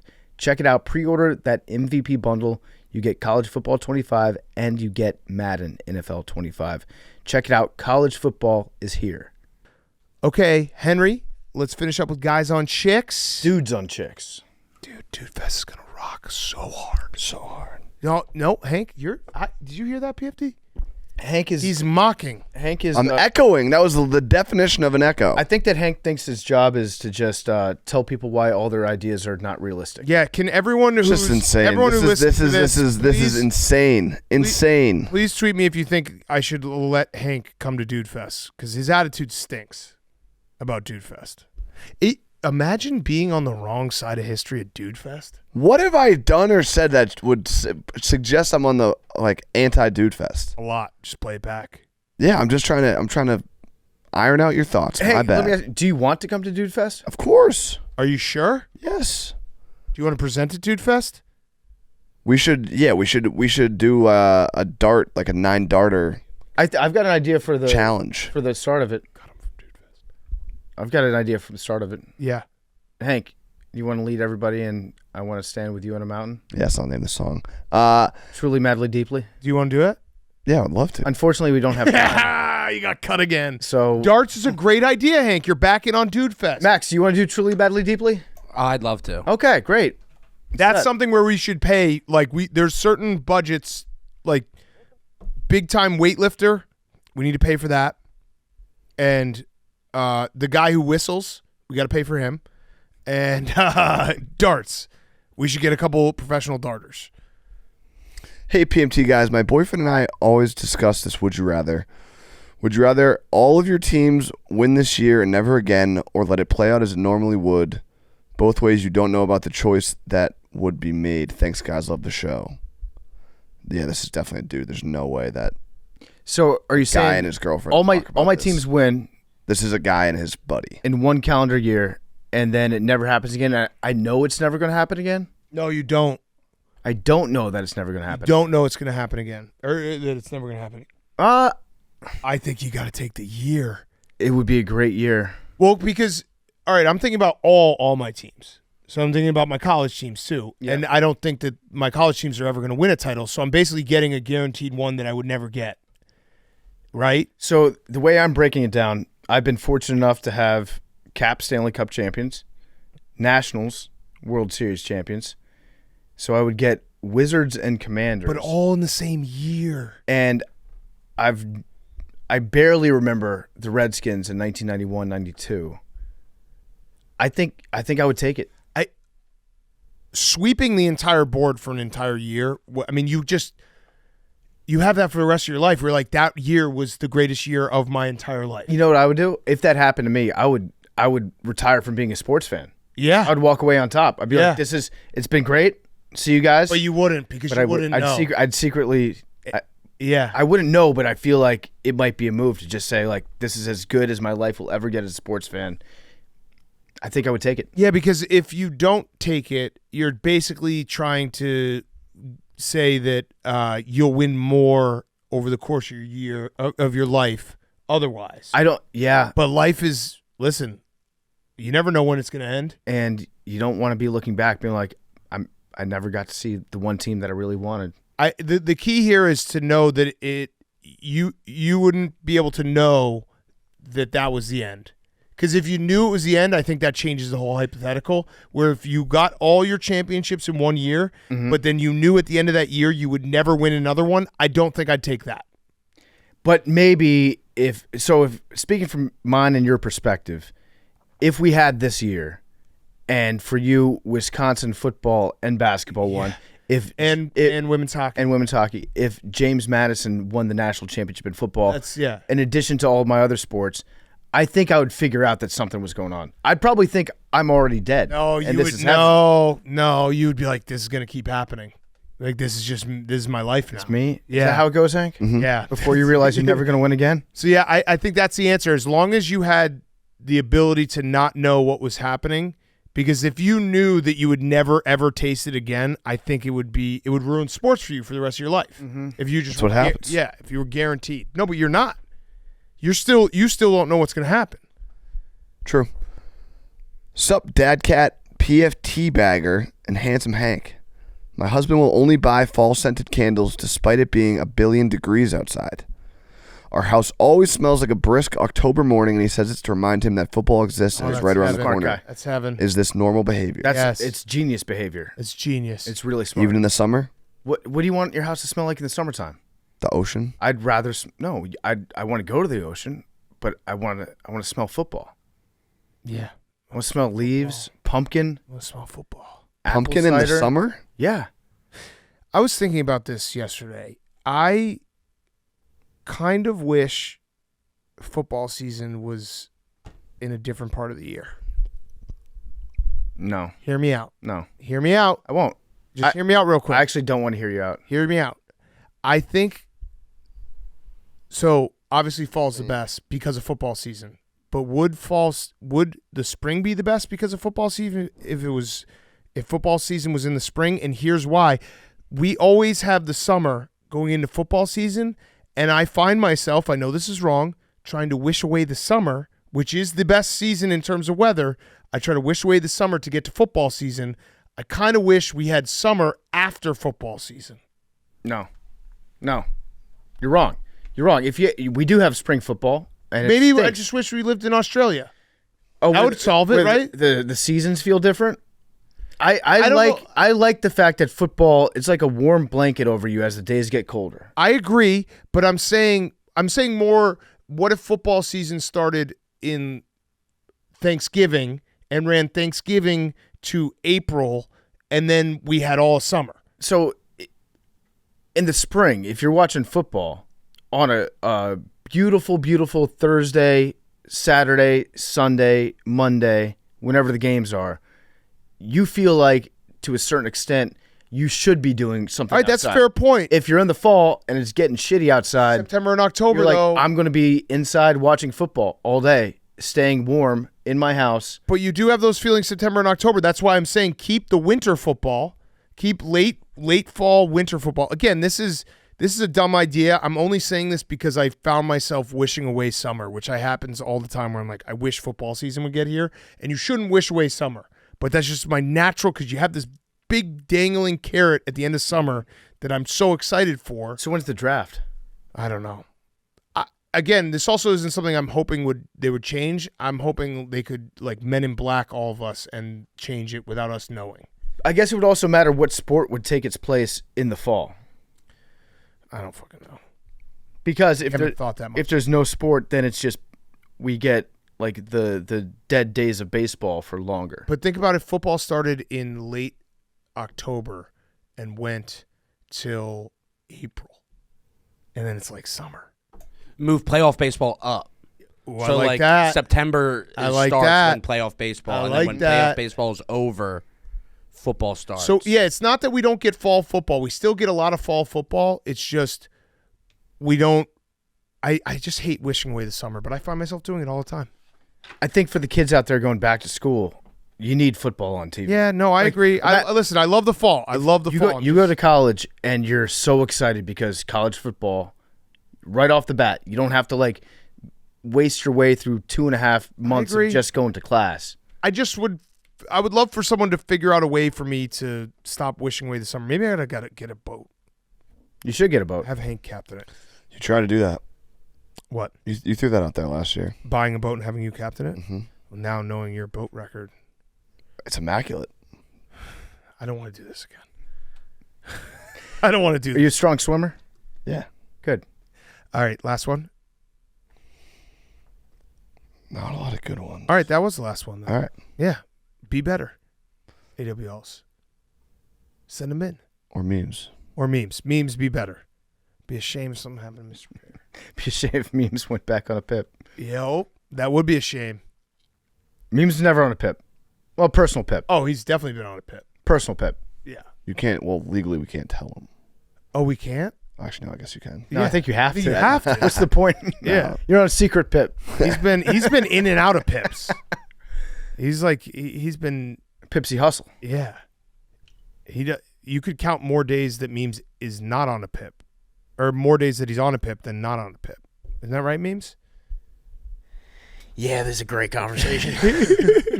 All right, let's finish up. Great show, boys. We made a great show out of nothing going on. Numbers 8. 20. 18. 56. Jinx. That was close. I think I got you. Hank just took 8 for the first time. I was looking at a picture of Porzingis. 3. Who was first, me or Hank? I'll give it. I know. I mean, I honestly don't even care about this. you got the jinx. what number would you expect? Psych. 8. No, I don't. If you didn't, I always pick pick 8. 99 pub. Max, why don't you care about this? Because you never What's the second gotten number? it? No, it's just stupid. I don't have a second number. All right, 2. He said 18. second. I'm not even gonna look at it. Just the numbers coming. What was your Shane's 20, Memes 3, Pug 99, Shane 21, yeah. 21? Max, you're 56? 56.